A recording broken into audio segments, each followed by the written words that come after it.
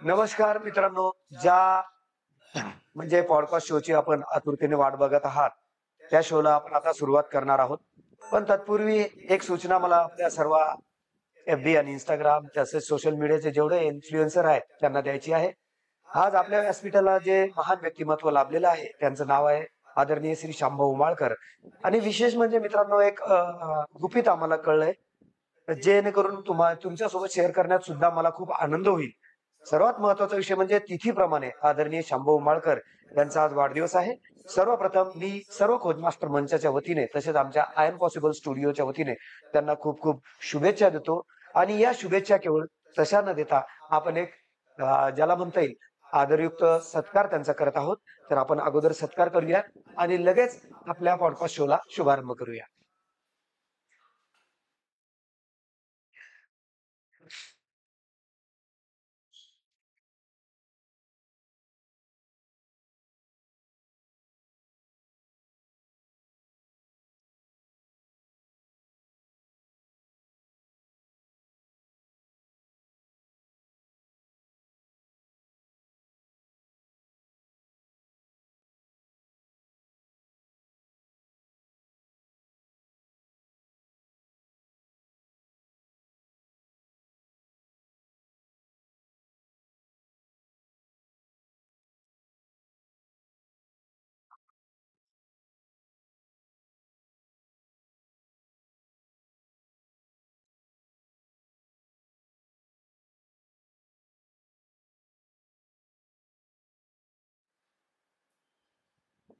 तर आज आपण या महाराष्ट्रामध्ये नव्हे तर संपूर्ण देशभरात ज्यांचं कर्तृत्व, वक्तृत्व अतिशय जाणीवपूर्वक आणि ज्याला आपण म्हणतो गोडीने ऐकतो, चांगल्या मनाने ऐकतो, असे आदरणीय शांभाऊ आपल्या व्यासपीठावर, आपल्या क्विझ मास्टरच्या पॉडकास्टच्या या मंचकावर लाभलेले आहेत.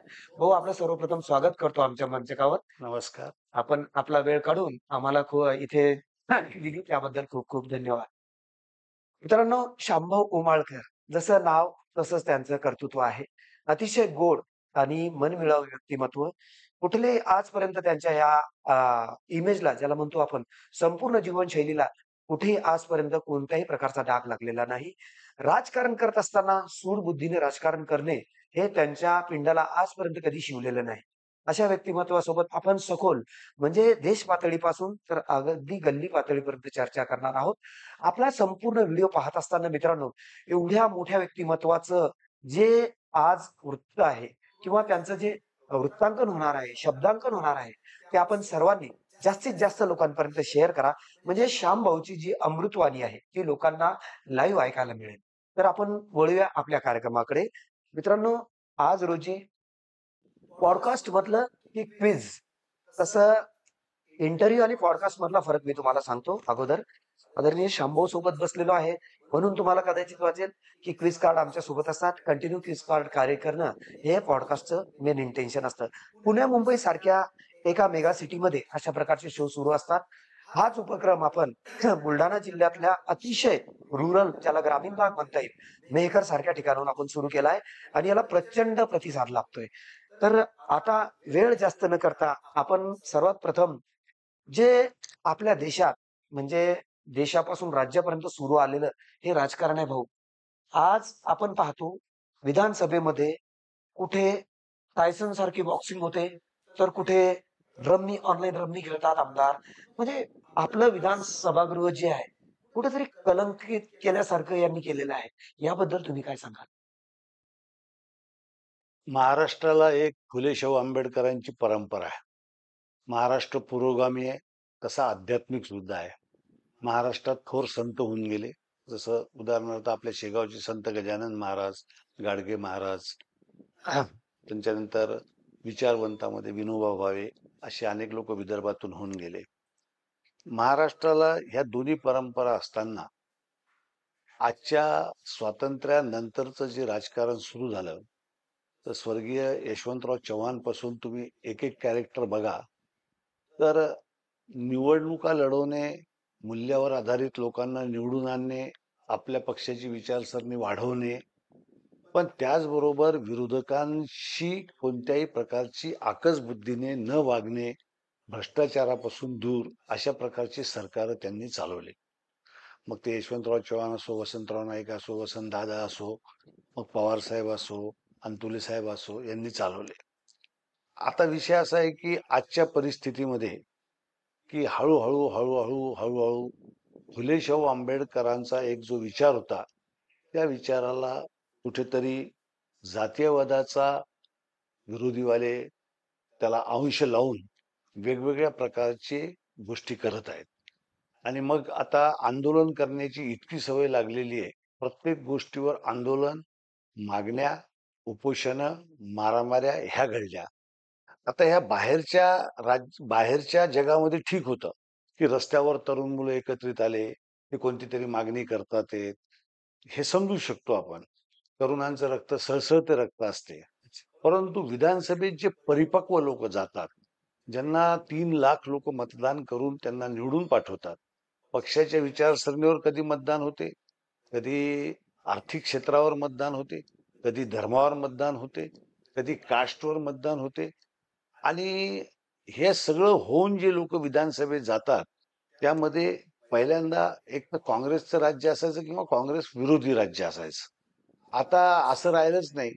त्यांच्या सत्तारूढ पार्टीमध्ये सुद्धा अजितदादासारखं नेतृत्व म्हणते की मी फुले शाहू आंबेडकर विचाराचा आहे. अच्छा. देवेंद्र फडणवीस म्हणतात की मी हिंदुत्वाच्या विचाराचा आहे.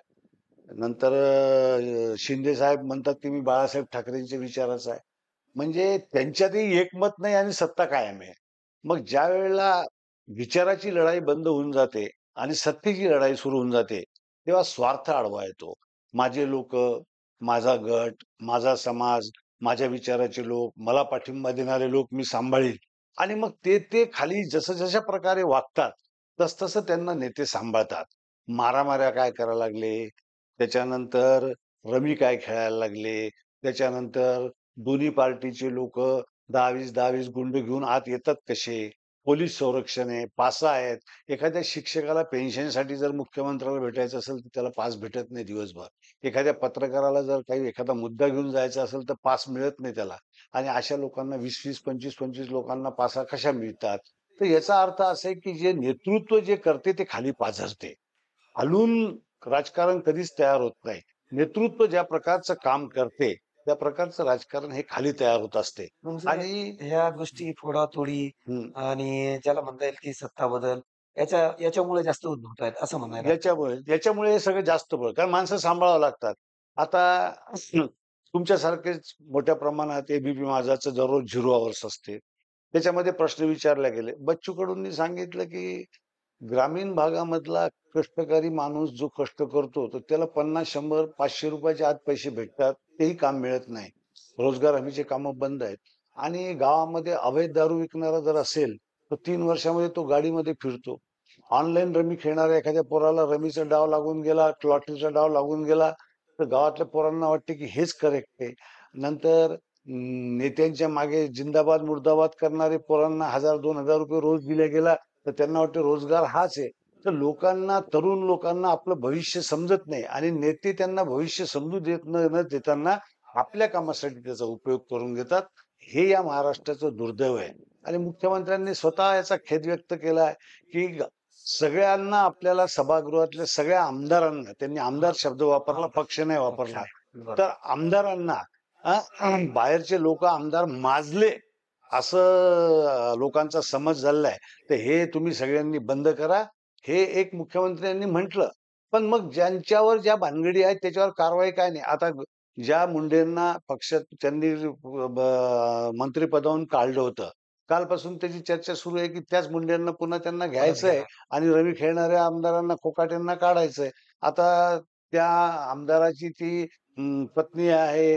ते म्हणतात की मग ते देशमुख, संतोष देशमुखची हत्या झाली किंवा तो आमच्यावरती आम्हाला जे कुटुंबाला त्रास झाला, तर मग आम्हाला तुम्ही वीज द्या पहिले, आम्हाला मारा, मग त्यांना मंत्री करा. म्हणजे म्हणजे लोकांनी असं बोलायचं, त्यांना मंत्री करायचं काय? 288 मध्ये क्वालिटीचे मंत्री तयार करा ना तुमच्या. जनता जी बोलते की बीजेपीकडे एक ठराविक वॉशिंग मशीन आहे. हाशिन तिथे कुठलाही नेता नेला, मग ते अजित पवार असो की धनंजय मुंडे असो की कोकाटे असो, कुठलाही जर का भ्रष्ट नेता नेला आणि त्याच्या वॉशिंग मशीन मध्ये जर टाकला, तो फ्रेश होऊन बाहेर येतो, हो. असं म्हणणं आहे. आणि एवढ्या आदर्शवादी गोष्टी करणारे ते लोक होते. पहिले ते सत्तेत नव्हते म्हणून त्यांचा आदर्शवाद लोकांना कधी म्हणजे वाटला नाही की ते खोटा आहे. परंतु जेव्हा ते सत्तेत आले आणि सत्तेत नुसतं 1 वर्ष नाही ना, 10 वर्षापासून केंद्रात आणि राज्यात ते सत्तेत आहे, तर 10 वर्षात लोकांनी त्यांचा हिशोब लावला ना. आता त्यांच्या निवडणुका त्यांनी कशा पद्धतीने जिल्ह्यात ते कशा पद्धतीने मतं वाढले, ते राहुल गांधी सातत्यानं 98 मतदारसंघावर बोलत आहे. ठीक आहे, ज्याचा नंबर जास्त त्याचा सत्ता राहील हे पण बरोबर आहे. पण विरोधीवाल्यांना आवाज दाबण्याचा प्रयत्न, त्यांना बोलू देत नाही, त्यांचे माईक म्यूट केले जातात. म्हणजे बाबासाहेब आंबेडकरांनी घटना लिहून सर्वांना जे न्याय देण्याचा प्रयत्न केला, सर्व घटकांना, ते नाही. आज आपले अखिल भारतीय स्तरावरचे सुप्रीम कोर्टाचे मॅजिस्ट्रेट भूषण गवई तेच बोलले. आजही पेपरमध्ये वर्तमानपत्रात तशा प्रकारच्या बातम्या आहेत किंवा आम्हाला ईडी जर वाजवीपेक्षा जास्त काही करत असेल तर आम्हाला कठोर भूमिका घ्यावी लागेल. ईडीवरून मला एक मुद्दा तुमचा एक कळाला की आदर्श घोटाळ्याचे जे चव्हाण होते, अशोकराव चव्हाण, त्यांना सुद्धा ईडीचा असा दंडुका दाखवूनच भाजपमध्ये एक नेलंय. बघा की काँग्रेसनं मूल्यांकन राजकारणामध्ये उदाहरणं आहेत आपल्याजवळ. अंतुलेंचं सिमेंट प्रकरण झालं, राजीनामा द्यावा लागला. विलासरावचं साधं भन्साळीला घेऊन ताजमहालमध्ये गेले, एवढं छोटं कारण छोटं होतं, कारण. त्याच्यावर राजीनामा दिला. अशोकरावचा आदर्श काढला, राजीनामा दिला. पुढे तो सिद्ध झाला नाही झाला. सुरेश कलमाडीला वेल्फेअर घोटाळ्यात आत टाकलं, तो निर्दोष सुटला कोर्टाकडून. काँग्रेसनं त्या वेळेला ज्याच्यावर आरोप झाले ते वाजवीपेक्षा जास्त पक्षाची प्रतिमा आणि देशातल्या लोकांचं म्हणणं आहे ना, तर त्याला बाजूला ठेवलं. आर आता पाटलाचं पण तसंच झालं आर आर होतं ना. पाटलाचंही 26 तसंच झालं. अकराच्या हल्ल्यात ते म्हणे होते, बडे बडे देशों में छोटीशी गलती होती है. गलती होती बस तर त्याच्या त्यांचं तेवढं स्टेटमेंटवर त्यांना काढून त्यांना काढून टाक. आणि इथे तर काढायचा प्रश्नच नाही. फक्त समज एक देवेंद्र फडणवीस हे जिथून आले, ज्या जिथून तिथून आले, हुशार आहेत, त्यांना बोलण्याची पद्धत आहे, ते लॉ आहे स्वतः, त्यांना अभ्यास आहे आणि ते समज देतात, म्हणतात, त्यांच्या नेत्याजवळ नाराजी व्यक्त करतात. पण ऍक्शन नावाचा जो विषय आहे तो काही होत नाही. आणि जोपर्यंत ऍक्शन होत नाही तोपर्यंत हे सगळं दुरुस्त होऊ शकत नाही. आणि विधानसभेत कायदे बनवायचे, विधानसभेत हक्कबंद टाकून अधिकाऱ्यांचा भ्रष्टाचार काढायचा, विधानसभेत विकासाच्या कामावर एकोपा करायचा, विधानसभेत बजेट पास करताना आपापल्या भागातला विकास कोणता महत्वाचा आहे ते करायचा, शेतकऱ्यांसाठी आता झालेला ओला दुष्काळ आहे त्याच्यासाठी पैसा द्यायचा. ते न करताना निवडणुका जिंकण्यासाठी ज्या ज्या वेळेला ज्या गोष्टी लागतात, विधानसभेच्या वेळेस बहिणींना पैसे द्यायला हरकत नाही, लाडक्या बहिणींना, पण मग पैशाची व्यवस्था करा. तुम्ही जर आज समजा मागासवर्गीय विद्यार्थी किंवा ओबीसी विद्यार्थी किंवा शाळेमधल्या फीस ज्या तुम्ही द्यायला लागले, तर शासनाजवळ पैसे नाही. ज्या कॉलेजचे 2 कोटी रुपये शासनाकडे पडलेले मागायचे त्यांना 20 लाख रुपये मोठ्या मुश्किलीने ते देतात. म्हणजे शासनानं शाळा चालवायच्या कशा, म्हणजे कॉलेजेस चालवायचे कसे? असं म्हणायला हरकत नाही हम्म. की विधानसभेत इतरांसाठी कायदा आणि या मुजोर माजलेल्या आमदारांसाठी फायदा. फायदा. अशा प्रकारचं यांचं हे अधिवेशन आहेच, त्यांचं वागणंच तसं आहे. आणि सामान्य माणूस याच्यावर बोलायला लागला, ठीक आहे आज नाही वाजायला लागला, पण आता छोट्या छोट्या तुमच्यासारखे न्यूज चॅनल आहेत, त्या न्यूज चॅनलवर ह्या गोष्टी यायला लागल्या, व्हॉट्सअपवर यायला लागल्या, लोक त्याच्यावर कॉमेंट्स करायला लागले. काय आहे की भारत देशामध्ये एक फार दुस्त आहे की भारताची लोकशाही एवढी मजबूत आहे की भारताच्या लोकशाहीला ला जो मतदार आहे तो मतदार कोणत्या वेळेला कोणाला मत द्यायचं आणि कोणाला घरी बसवायचं हे त्यांनीच पाहिलेलं. आपल्या इथे तानाशाही चालू शकत नाही, काही दिवस चालेल काही दिवस चालू. पण नेहमी करता चालू शकत नाही. ही या देशाची लोकांची नसाची नाडी आहे. लोकांनी इंदिरा गांधींना खूप डोक्यावर घेतलं, इंदिरा गांधींना घरी बसवलं, पुन्हा इंदिरा गांधींना आणलं. बरोबर. म्हणजे त्यांनीच केलं हे सगळं, हे जनतेनंच केलं. आणि हे काँग्रेसला मान्य आहे की बुवा ही जनतेची नाडी आहे. त्यामुळे आपण जमिनीवर पाय ठेवून आज गवई साहेब बोललेत, न्यायमूर्ती, की खुर्ची ज्याच्या डोक्यात जाईल त्याचा ऱ्हास झाल्याशिवाय राहणार नाही. खुर्चीला डोक्यात घालू नका, म्हणजे सत्तेला डोक्यात घालू बरोबर आहे. नका. सत्ता थोडक्यात तुम्ही डोक्यात घेऊ नका, हा, जेणेकरून तुमचा ऱ्हास होईल. भाऊ, याच विषयाला अनुसरून बघा, आपण आता देशामध्ये पाहत राहिलो मागील 2-3 वर्षापासून. अगदी आता समजा आपण जर असं म्हटलं बीजेपी शासन आल्यापासून जातीय मुद्दे, त्याच्यानंतर आंतरराष्ट्रीय सुरक्षा, त्याच्यानंतर महिलांचे काही मुद्दे जाणून बुजून हे बीजेपी गव्हर्नमेंट डायव्हर्शन क्रिएट करते का? हो, याचं कारण असं आहे की आपल्या देशातले लोक भावनाशील आहेत अच्छा. आणि त्यांच्या भावनेला जेव्हा हात घातला जातो, तेव्हा ते आपल्या व्यक्तिगत गोष्ट सोडून देतात. म्हणजे एक बेरोजगार तरुण आहे. त्याला जर म्हटलं, की "बाबा तुला काम नाही, काही नाही." तर त्याच्यावर तो 5 मिनिटं बोलेल. पण पटकन एखाद्या पुतळ्याची विटंबना झाली किंवा धर्माच्या बाबतीत जर एखादा झेंडा काढला गेला किंवा त्याला काही माहीत नाही कोणतरी त्याचे कान भरले, तर तो मारामारी करायला तयार होतो. बिलकुल. तर लोकांच्या भावनेचा असा उद्वेग करायचा आणि बुद्धिजीवी लोकांनी राज्य करायचं. आता जेव्हा-जेव्हा विधानसभा येते, तर ते वेगवेगळे मुद्दे काढतात. आता यावेळेला सगळं अधिवेशन आहे त्यांनी ते मराठीवर नेऊन घातलं बिलकुल. आणि मग मराठीवर नेऊन घातल्यावर त्याची चर्चा करत राहा, त्याच्यावर तुम्ही बोलत राहा, त्याच्यावर पत्रकार परिषदा होतात. ते अधिवेशनामध्ये मंजूर मागण्या करून घेतात. 80-80 हजार कोटी रुपये ठेकेदारांचे द्यायचे राहिलेले आहेत. त्या एका ठेकेदारानं जीव दिला. आत्महत्या केली. ठीक आहे, तो त्याचा कायदेशीर ठेकेदार असेल, नसेल, सब ठेकेदार असेल. परंतु ती घटना घडली ना, म्हणजे शेतकऱ्याच्या नंतर आता ठेकेदारी ठेकेदारी करणार, पेन्शनर ज्यांच्या शाळांना अनुदान नाहीये, त्या शाळेतले मास्तर 15-15 वर्षापासून रिटायर्ड व्हायची वेळ आली, पण त्यांना पगार नाही. ते आत्महत्या करायला लागलेले. बेरोजगाराचा प्रश्न असा निर्माण झालाय आणि लाडक्या बहिणी देऊन तुम्ही मतं घेऊन टाकलेत आणि आता त्यांचे पण हप्ते तुम्ही देत नाहीत. त्यांनाही त्यांच्या घरामध्ये त्याचे प्रॉब्लेम तयार झालेले आहेत. तर बजेट चालवणारं सरकारचं काम असते बजेट बनवणं, उत्पन्नाचे दाखले शोधणं. बच्चू कडूचं म्हणणं आहे, की 9,000 कोटी रुपयाचा रेव्हेन्यू हा त्या रमीच्या धंद्यातून येतो. बरोबर. आता ते प्रत्येक ठिकाणी ही गोष्ट पाहायला लागले, की पैसा कुठून उपलब्ध होईल म्हणूनच आणि मग मद्यपा त्याच्यावर आता जी माध्यमातून आवश्यक त्याशी प्रकाश पोरे यांचा मोठा कार्यक्रम झाला बरोबर. मंदिरावर. त्यांनी सगळी आकडेवारी दिली पूर्ण, की 61 लाख किती कोटी रुपयाचं. 61 लाख कोटी रुपयाची आकडेवारी दिली त्यांनी. तर अशा प्रकारच्या ज्या घटना घडायला लागलेल्या आहेत, देशाच्या देशाच्या सभागृहामध्ये मग ते देशाचं विधानसभा असो, विधान परिषद असो, राज्यसभा असो, लोकसभा असो. त्या सभागृहामध्ये जे लोकं आलेले आहेत, ते अत्यंत संवेदनशील पाहिजेत. त्यांची जागरूकता पाहिजे. विरोधकांचा आदर केला पाहिजे आणि विरोधकांनी सुद्धा सत्तारूढाला कामकाज करू दिलं पाहिजे. विकासाची कामं आखल्या गेली पाहिजे.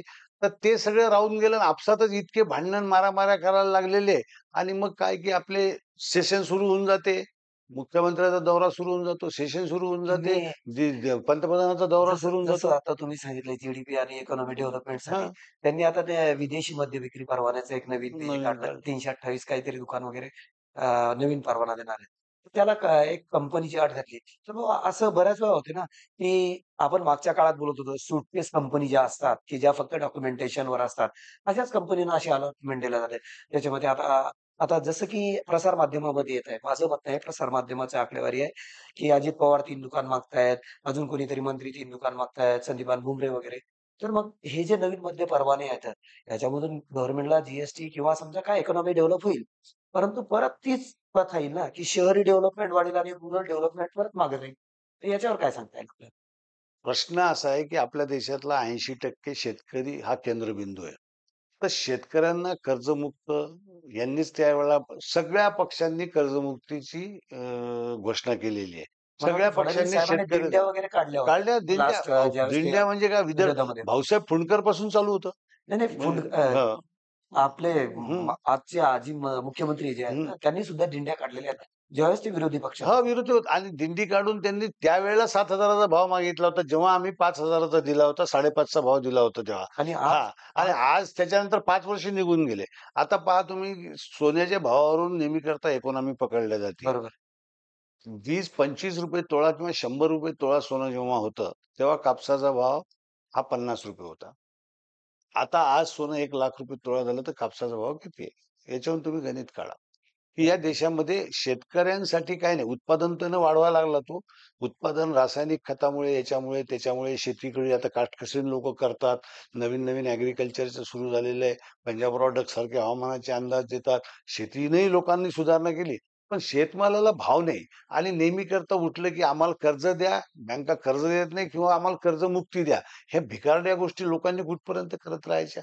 माझं म्हणणं आहे की प्रायोरिटीवर देशाचं केंद्र सरकारने देशाचं संरक्षण, देशाचं आरोग्य, देशाचं शिक्षण ह्या 3 गोष्टी आणि देशाच्या इकॉनॉमिक शेतकरी जगला पाहिजे. या 5 गोष्टीला प्रायोरिटी दिली पाहिजे. रस्त्याचं इन्फ्रास्ट्रक्चर केलं पाहिजे. नितीन गडकरींचं काम चांगलं आहे. ते रस्त्याचं इन्फ्रास्ट्रक्चर करायला लागलेलं आहे. त्याच्याबद्दल दुमत असायचं काही कारण नाही.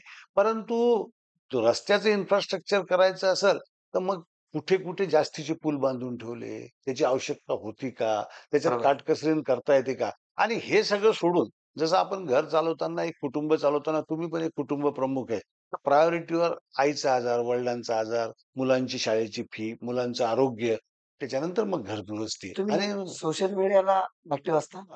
सोशल मीडियाला ऍक्टिव्ह असतो. तुम्ही कारण की आजकाल हं, बघा जनतेचा रोष एवढा भयंकर वाढलेला आहे. हां, अजित पवार, मुख्यमंत्री फडणवीस हं, आणि एकनाथ शिंदे यांच्या मीम्स बनतायत छोट्या-छोट्या. हो. हे त्याच्यामध्ये दाखवलं जाते अजित पवारचा मागचा फ्लॅशबॅक दाखवला जातो, की आमच्या पक्षाला जर सत्ता दिली, तर संपूर्ण शेतकऱ्याचं कर्जमाफी करणार. आणि नंतर अजित पवार यांचं स्टेटमेंट येतं, की 31 मार्चच्या आत सर्वांनी कर्ज भरलंच पाहिजे. हे अशा प्रकारच्या दुटप्पी धोरणाबद्दल आपण काय सांगाल? पहिल्यांदा पहिल्यांदा मंत्री जर बोलला किंवा साधा जिल्हा परिषदचा अध्यक्ष जरी एखाद्या भाषणात बोलला, की हा रस्ता मी करून टाकील, तर ते पाळत होते शब्द. मंत्री बोलला म्हणजे देव बोलला, की बा आता मंत्र्यांनी सांगितलं ना, तर ते होऊन जाईल.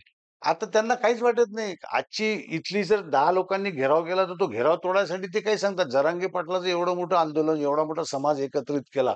एवढे मोठे 25 ठिकाणी एक मराठा, लाख मराठाचे मोर्चे काढले. त्यांनी त्यांच्या मागण्या मागितल्या. काय त्याचं व्यक्तिगत थोडी होतं, समाजासाठी मागितलं.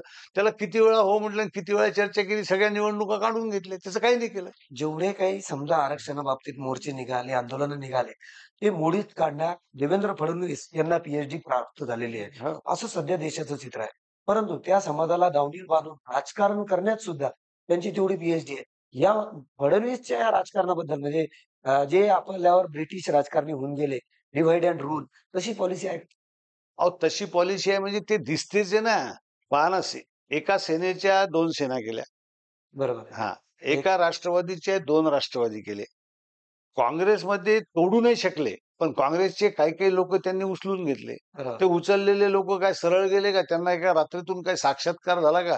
की मी स्वयंसेवक संघात जाऊ किंवा भाजपमध्ये जाऊ म्हणून. त्यांना काही अडचणीत आणल्या गेलं. शेवटी माणसाला कुटुंब असते, शेवटी त्याची वय असते, त्याची तब्येत असते. मग तो शेवटी एका वेळेला कंटाळून जातो. अशा अनेक प्रकारच्या वेगवेगळ्या प्रत्येकाच्या व्याधी असतात. हां, भुजबळसारख्या माणसाला 2 वर्ष आत ठेवलं गेलं. संजय राऊत बोलतो. ठीक आहे, तो बोलतो. तो त्याची पक्षाची बाजू मांडतो. पण त्याच्या सगळ्याच गोष्टी खोट्या थोडी आहेत. त्याला 2 वर्ष कारण नसताना आणि कोर्टात त्याच्यातली एकही गोष्ट सिद्ध नाही होऊ शकली ना.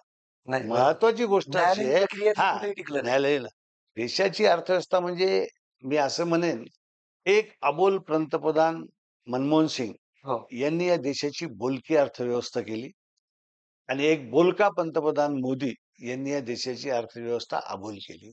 अच्छा. म्हणजे 24 तास या सोशल मीडिया असो, प्रिंट मीडिया असो, आजकाल आमच्या मीडियाला सुद्धा गोदी मीडिया म्हणून मीम्स रील होत आहेत. म्हणजे कुठेतरी मीडियावर सुद्धा लोकांची विश्वासार्हता राहिली नाही. आणि त्याचेच कारण आहेत, की असे पॉडकास्ट म्हणजे इंडिव्हिज्युअल मत ज्यांना व्यक्त करायचे त्यांच्यासाठी हा स्टेज आहे. जो विजय माल्या एवढा मोठ्या प्रमाणात भ्रष्टाचार करून आपला भारत देश सोडून गेला. त्याला कुठेतरी प्रसार माध्यमावर आपला विश्वास वाटला नाही. म्हणून त्यांनी सुद्धा जवळपास 4.5 तासाची पॉडकास्टला इंटरव्ह्यू दिला, मुलाखत दिली. सोशल मीडियावर तुमच्या गावंडींनी मुलाखत घेतली कुमार केतकरची, जे राज्यसभेचे खासदार होते आणि एक ज्येष्ठ पत्रकार आहेत भारत देशातले. त्यांनी सांगितलं, की धनगडचा राजीनामा हा स्वतःहून झाला नाही. धनगडही त्यांचा अत्यंत म्हणजे लाचारी पकडणारा सभापती राहिला. म्हणजे उपराष्ट्रपती आहेत आपल्या देशाचे मान्यवर आहेत ते. हे बघा हां. 4 दिवसापूर्वी राजीनाम्याच्या 4 दिवसापूर्वी धनगर साहेबाचं एक स्टेटमेंट होतं शेतकऱ्याविषयी, की मागच्या वर्षी तुम्ही कृषी मंत्री नव्हते, तेव्हा शेतकऱ्यांनी खूप सारे आंदोलनं केले. यावर्षी पण आहेत. मग ते का आहे? मला वाटते जर कोणीही असो मग यांच्या पक्षाचा राष्ट्रपती असो किंवा पंतप्रधान असो, पण जर यांच्या सत्तेच्या विरोधात बोलला, तर हे त्याला राजीनामा द्यायला किंवा पक्षातून काढायला अजिबात म्हणजे आणि त्यांच्या धनगडच्या राजीनाम्यामागे ज्या घटना घडल्या, तो काही त्यांनी स्वतःहून दिला नाही, त्यांचा तो घेतला गेला. त्याच्यामागे मोदीची किंवा शहांची स्ट्रॅटेजी आहे. स्ट्रॅटेजी जेव्हा काही घडत नसतात त्या गोष्टी. आता त्याच्यावर ते बोलणार नाहीत. जसा पहिला मलिक नावाचा जो राज्यपाल होता आणि त्यांनी जे नंतर बोलून सर्व सांगितलं, तसं काही धनगड करणार नाही, तेवढी हिंमत नाही. पण कुमार केतकरचं म्हणणं असं आहे, की सोशल मीडिया किंवा पत्रकारिता ही एवढी हे झालेली आहे, की ते त्याच्याबद्दल काही बोलायला तयार नाही. आणि जेव्हा चौथा स्तंभ जो आहे पत्रकारितेचा, तो जेव्हा थांबून जातो, त्याची लेखणी जेव्हा थांबते, कारण त्यांच्यावरही तेच दबाव आहे, ईडी फक्त काही मिनिस्टरवर गेली अशातला भाग नाही. ईडी काही फक्त पैशावाल्यावर गेली अशी काही नाही. तर वेगवेगळ्या आंदोलनाच्या माध्यमातून तुमच्या चॅनलवरही त्रासदायक जर होत असेल, तर मग शेवटी विचार करतो की हे सगळं चालवायचं, इतक्या लोकांचे पगार द्यायचे, आपल्यालाही चालवायचं. तर मग शेवटी त्याच्यामध्ये मनुष्य कॉम्प्रोमाईजवर येतो आणि ते हळू त्या कॉम्प्रोमाईजच्या मागे मनुष्य लागला, की त्याची विचारधारा बंद होऊन असं जाते. झालेलं आहे ॲक्चुअल. म्हणजे रिपब्लिक भारतचं जो एडिशन आहे ना किंवा अनेक प्रसार माध्यमाची चॅनल रातोरात बंद करण्यात आली. त्यांनी माफीनामा लिहिल्यानंतर किंवा दिल्यानंतरच या प्रसार माध्यमांना परत रिवाईज करण्यात आलं. म्हणजे ही जी दंडुकेशाही आहे ती प्रसार माध्यमाला अगदी त्याचं म्हणजे आपण म्हणतो इनडायरेक्टली टच त्याचा आपल्या न्यायपालिकेला सुद्धा लागलेला आहे. हुकूमशाही जेव्हा सुरू होते ना, तेव्हा ती एका क्षेत्रात नाही होत. ती हळू सर्व क्षेत्रात येते. मग ती आर्थिक क्षेत्रातही होती, मग तुमच्या मान-सन्मानातही होती, तुमच्या वेतनातही होती. मग तुमच्या विरुद्ध कोणी बोललं तर ते चालत नाही. त्यालाच हुकूमशाही म्हणतात. आणि लोकशाहीचा अर्थ असा आहे, की बुवा आम्ही पदावर आहेत, पण तुम्ही विरोधी पक्षात आहेत, तर तुम्हाला बोलण्याचा पूर्ण अधिकार आहे. तुम्हाला पूर्ण वेळ दिला जाईल. तुम्ही तुमचं मत मांडा. बहुमताच्या आधारावर, लोकसंख्येच्या म्हणजे नंबरच्या आधारावर आम्ही आमच्या सत्तेचं कायम राहू. पण तुम्हाला बोलण्याचा अधिकार आहे. यांनी बोलण्याचेच अधिकार बंद करून टाकले. हो, कुठेतरी असं म्हणता येईल का, की या मागच्या 4 वर्षात जो निधी आला महाराष्ट्र सरकारला, तो निधी एवढ्या मोठ्या प्रमाणात आला, की मला नाही वाटत, की 50 वर्षात मागचा एवढा निधी आला असेल प्रत्येक आमदाराला. त्यामुळेच मुख्यमंत्री देवेंद्र फडणवीस आता साहजिकच आहे, पैसा आणि पॉवर आला त्याच्यानंतरच माणसाला मात चढतो. कुठलाही व्यक्ती असो, पैसा आणि पॉवर जर का जास्त झाला, तरच त्याला मात चढतो. मग याच अनुषंगाने हे जे आमदार आहेत सत्ताधारी पक्षामध्ये, मग ते राष्ट्रवादीचे फुटलेल्या गटाचे असो, एकनाथ शिंदे साहेबांचे असो किंवा बीजेपीचे असो. मग यांना जे देवेंद्र फडणवीस यांनी जी अल्टिमेटम इनडायरेक्टली अल्टिमेटम दिलं, की जनता आपल्याला माजले म्हणतात. तर मग ते याच्यामधूनच झालं काय? ते याच्यामधून कसं आहे, की देवेंद्र फडणवीसला कारण नसताना त्यावेळेला सरकार फोडली त्यांनी. पण त्यांना मुख्यमंत्री न करताना दिल्लीच्या लोकांनी त्यांना उपमुख्यमंत्री उपमुख्यमंत्री. केलं. त्यांच्या मनात ते शल्य होतंच. परंतु ते हुशार आहेत, चाणक्य आहेत. त्याच्यामुळे त्यांनी ते 2 वर्ष सगळे शांततेनं पक्षात काढून घेतले. आणि मी पुन्हा येईन हे आणि सार्थ मी करा. पुन्हा येऊन ते आले आणि ते सीएम बनले. तर त्यावेळेला या लोकांनी अंतर्गत गोष्टी अशा असतात, की त्यावेळेला या शिंदे साहेब मुख्यमंत्री असताना त्यांनी ज्या गोष्टी याच्या ऐकल्या नसतील, त्या त्यांना सहन कराव्या लागल्या. आणि त्यांना सहन करून त्यांच्या पक्षाच्या लोकांचाही त्यांच्यावर रोष होता, की बुवा अमुक-अमुक विशिष्ट आमदाराला 300 कोटी दिले. आम्हाला 30 कोटी सुद्धा नाही विकासाला. तर त्यामुळे त्यांचा तो सगळे माणसं त्यांनी सांभाळलंय. मग कसं असते, की जेव्हा आपल्या घरामध्ये आपल्याजवळ पैसे नसतात, तेव्हा आपल्या मुलाला दसऱ्याच्या दिवशी, दिवाळीच्या दिवशी कपडे देताना आपण सांगतो, "तू थांबून जा." कोणी काकाच्या पोराला तर घेतले, त्या माझ्या शेजारच्या दोस्ताला तर घेतले. "बाबा त्यांच्या जो आहे सध्या जाऊ दे, आपला टाईम खराब आहे, मी तुला घेऊन देईल नंतर." आणि आज देवेंद्र सीएम झाला. आज देशात पुन्हा भाजपची सत्ता आली. तर आज देवेंद्रजी सीएमहून पॉवरफुल सीएम झालेले आहेत आणि दादा पक्के त्यांना चिकटून आहेत. त्याच्यामुळे त्यांची संख्या जी आहे ती 200च्या वर जाते. अच्छा. 237 आहे. त्यामुळे त्यांना ज्यावेळेला त्यांचं ते ऐकलं गेलं नाही, असे जे लोक आहेत, त्यांना ते बरोबर शांततेनं रस्ता दाखवतात. ते एकदम एकदम बोलून दाखवत नाही. पण हळू त्यांच्या कात्र्या काढल्या. आज पहिल्यांदा शिंदेच्या सर्व आमदारांना जेवढा पैसा मिळायचा, तेवढा आज मिळतो का बघा तुम्ही. बिलकुल नाही. आणि हे जे डबल इंजिनचं सरकार होतं, म्हणजे शिंदे साहेब आणि फडणवीस साहेब, डबल इंजिनचं सरकार होतं, ते सुद्धा अंतर्गत वादग्रस्तच होतं. म्हणजे अंतर्गत त्यांचं काहीतरी होतंच, जसं की तुम्ही सांगितलं. आणि आता हे ट्रिपल इंजिनचं जे सरकार आहे, याच्यात सुद्धा असं सुरू आहे. आता शिंदे साहेबाचा जो मुलगा आहे, श्रीकांत शिंदे, त्याचं तरी कुठेतरी एका व्यक्तीशी नाव जोडलं 600 कोटीच्या एका फ्रॉड प्रकरणात, त्याला सुद्धा ओढण्यात येत आहे. म्हणजे जर आपण विचार केला, जातीयतेचं राजकारण, त्याच्यानंतर डिव्हाईड अँड रूल आणि अंतर्गत जे यांचे मतभेद आहेत, याच्यामुळं कुठेतरी आपला महाराष्ट्राचा विकास हा अधोगतीला चाललाय, असं म्हणायला हरकत तर नाही. यालाच दुसरा शब्द आहे अराजकता. अराजकता. राजकीय अराजकता निर्माण झालेली आहे. अच्छा. राजकीय. कशाचाच मेळ कशाशी नाही. म्हणजे जसं एका लग्नात लग्न लागते, पंक्ती लोक जेवायला लागले, पण वाढणारे बरोबर नसतात. काही पोरं नाचायला लागले, बँडवाले 2च जण आहेत, तेच बँड वाजवायला लागले. 11 जणातले 9 जण थांबलेले आहेत. हां, बाया त्यांच्याच तालात पडलेल्या आहेत. पण लग्नाचा कार्यक्रम सुरू आहे. पण त्याला अराजकता म्हणतायत किंवा ते सुरू आहे, चालू आहे. आता आपल्या इथे काल गजानन महाराजांची पालखी आली. हां, कोणी त्या घोड्याला ओवाळलं, कोणी त्या माणसाला पाय टाकलं, कोणी त्याला डिश वाटल्या, कोणी त्याला कपडे वाटले, कोणी त्याला लाडूचे बॉक्स दिले. पण त्याच्यात अराजकता नव्हती. त्याच्याजवळ त्यांची शिस्त होती, त्यांच्याजवळ त्याची लिखापडी होती, त्याच्याजवळ त्यांचा दिवाणजीला हे माहीत होतं, की कोणत्या-कोणत्या वस्तू वाटल्या जाणार आहेत, ते कोण-कोण लोकं आहेत ते दर्शनासाठी. असा एकही मनुष्य नाही एवढ्या मोठ्या पालखीमध्ये गजानन महाराजाच्या, की तो आज तुम्हाला म्हणेल, की मला काल दर्शन नाही घेता आलं. अच्छा. एकही नाही. कारण ज्यानं प्रयत्न केला त्याच्यासाठी दर्शन घेताच आलं त्याला. बरोबर. सामान्य माणसासाठी सगळी दर्शनाची व्यवस्था होतीच. त्यांचं असं नाहीये, की तुम्ही मोठे आहे म्हणून तुम्हाला दर्शन घेऊन देऊ आणि बाकीच्यांना सामान्याला तुम्ही थांबा. थांबाचे शब्द नाही. तर गजानन महाराजाची पालखी ज्याप्रमाणे काम करते, त्याप्रमाणे काम पक्षवाल्यांनी केलं म्हणजे पाहिजे. देशासह आपलं राज्य सुद्धा आता व्ही-आय-पी लोकांचं झालं, झालं. पॉवरफुल लोकांचं झालं, पॉवरफुल सत्ताधारी लोकांचं झालं. झालं. सर्वसाधारण माणूस हा किडे-मकोड्यासारखा रगडल्या रगडलं. झाल्याशिवाय आणि जेव्हा माणसाचं कोणी ऐकत नाही, तुम्ही पहा ना, आंदोलन शेतकऱ्यासाठी करा कोणत्याही पक्षानं, कोणत्याही पक्षानं. शेतकऱ्याचा मुद्दा तुम्ही मला तर सांगितला. तुम्ही जो आंदोलन केलं, त्यात सामान्य 2 एकर जमीन ज्याच्याजवळ आहे, तो शेतकरी त्या आंदोलनात येत नाही. याचं बरोबर. कारण काय? न यायचं कारण म्हणजे त्यांचं म्हणणे, तुम्ही आंदोलन करता, तुम्ही फोटो काढता, तुम्ही ते सगळं करता, तुम्ही सत्तेत आहे, उद्या तुम्ही याल, तुम्ही जाल, तुम्ही याल. त्यांचा कोणावरच विश्वास नाही. त्यांचा आपल्या नशिबावर विश्वास आहे, की आपला मेळ काहीच लागत नाही. पुढचा माझा मुद्दा हाच होता, की आज शेतकऱ्यासाठी सगळेच आमदार, खासदार, मंत्री असे मस्त लवाजमा घेतात. कॅमेरामॅन, मोबाईलवाला, त्याचे रील्स, त्याचा तामझाम. बांधावर जातात, त्यांना चालता येत नाही, उतरता येत नाही. त्यांचे पीए, त्यांचे जे सपोर्टर असतात, हात धरून उतरवतात, फोटो सेशन करतात. पण शेतकऱ्याच्या पदरी काय पाडून घेतलं? एवढं मोठं अधिवेशन झालं, याच्यात शेतकऱ्याच्या पदरी काय पडलं? अनेक लोकांनी स्टेटमेंट केले, की ₹50,000 एकरी मदत द्या, हेक्टरी. बरोबर. आता ही मागणी दरवर्षी जेव्हा दुष्काळ पडतो, तो कोरडा पडो का ओला पडो, ते सगळेच पक्ष सगळेच करतात. पक्ष.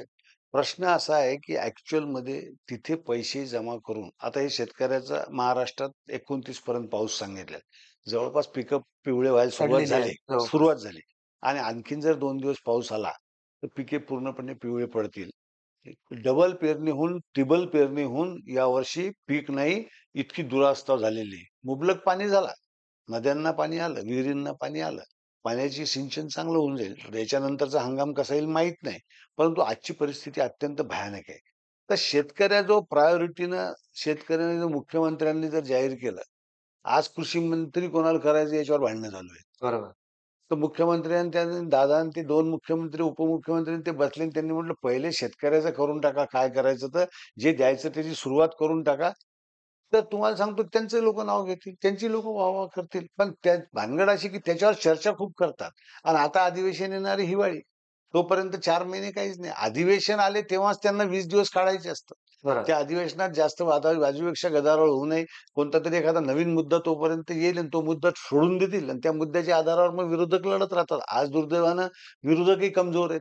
कारण त्यांची संख्या सगळी मिळून 55च्या वर जात नाही. संख्याबळ. त्याच्यामुळे संख्याबळ विरोधी पक्ष नेता नाही. विरोधी पक्ष नेता द्यायला ते तयार नाहीत. हां, 10% काही कायद्यानं अट नाहीये. 10% असावे असे संकेत आहेत. परंतु ते विरोधी पार्टीचा नेता द्यायला तयार नाही. आता त्या 2 वेळा संसदमध्ये पण विरोधी पार्टीचा नेता नव्हता. पण यावेळेला राहुलजी आहे तर पहा तुम्ही पहिल्या दिवशीपासून प्रत्येक प्रश्नावर ते बोलतात. प्रत्येक प्रश्नाला ते लावून धरतात. प्रत्येक प्रश्नाचं ते आंदोलन करतात.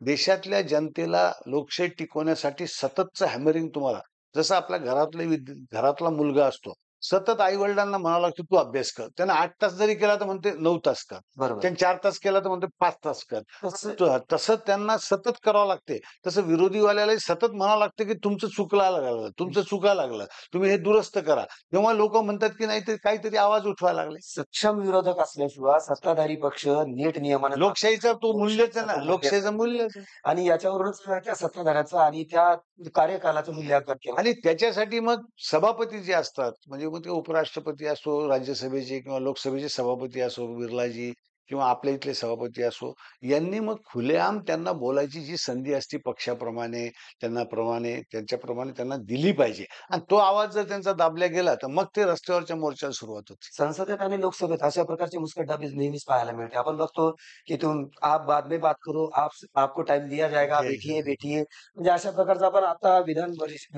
भवनात सुद्धा पाहिलं आणि लोकसभेत सुद्धा पाहिलं. आता आपल्या देशाची आणि राज्याची ही जी वाढती अशा प्रकारची मुस्कटदाबी सुरू आहे, ही आता ग्राउंड लेव्हलला सुद्धा आलेली आहे. तरुणाईचे रोजगारीचे प्रश्न बघा भाऊ, अतिशय गंभीर आहेत.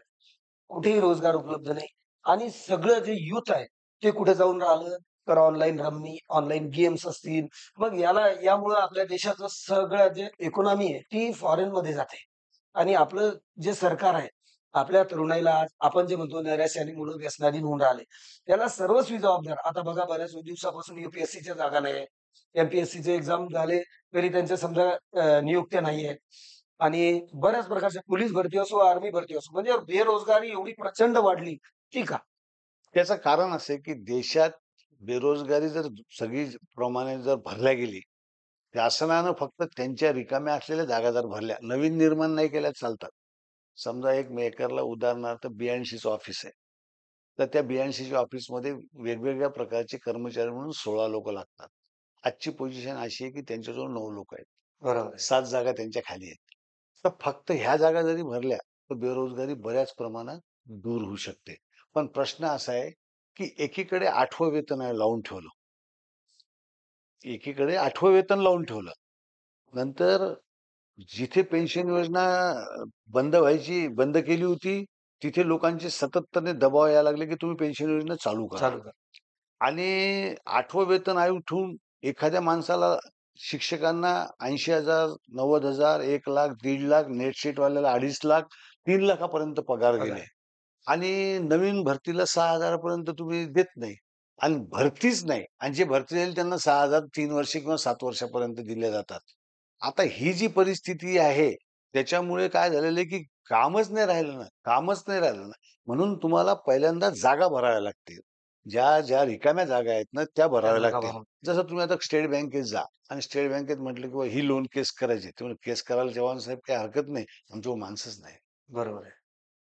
म्हणजे मॅन पॉवरच्या अभावी सगळी यंत्रणा रखडलेली आहे. आणि कॉम्प्युटर नावाचा जो विषय आलेला आहे, त्यानं अनेक ठिकाणी इतकं पुढे नेलेलं आहे, की जे काम करायसाठी 8 लोकं लागत होते, तिथे 2 माणसावर 2 काम माणसावर व्हावं लागलं. काम म्हणजे टेक्नॉलॉजीचा वाढ व्हायला लागली, चांगली गोष्ट आहे. पण टेक्नॉलॉजीमुळे मॅन पॉवर कमी बेरोजगारी व्हायला वाढली. लागली. तर ह्या सगळ्या गोष्टी आहेत. त्यानंतर पुन्हा आपल्या देशामध्ये सगळ्यात महत्त्वाची गोष्ट म्हणजे असं आहे, की देशाच्या लोकसंख्येचं जे नियंत्रण आहे, तर याच्यावर तुम्ही पहा ना, पूर्वीच्या काळी आम्ही जेव्हा युवक काँग्रेसमध्ये काम करायचो, तेव्हा कुटुंब कल्याणचे कार्यक्रम करायसाठी कलेक्टरकडनं प्रोत्साहन असायचं.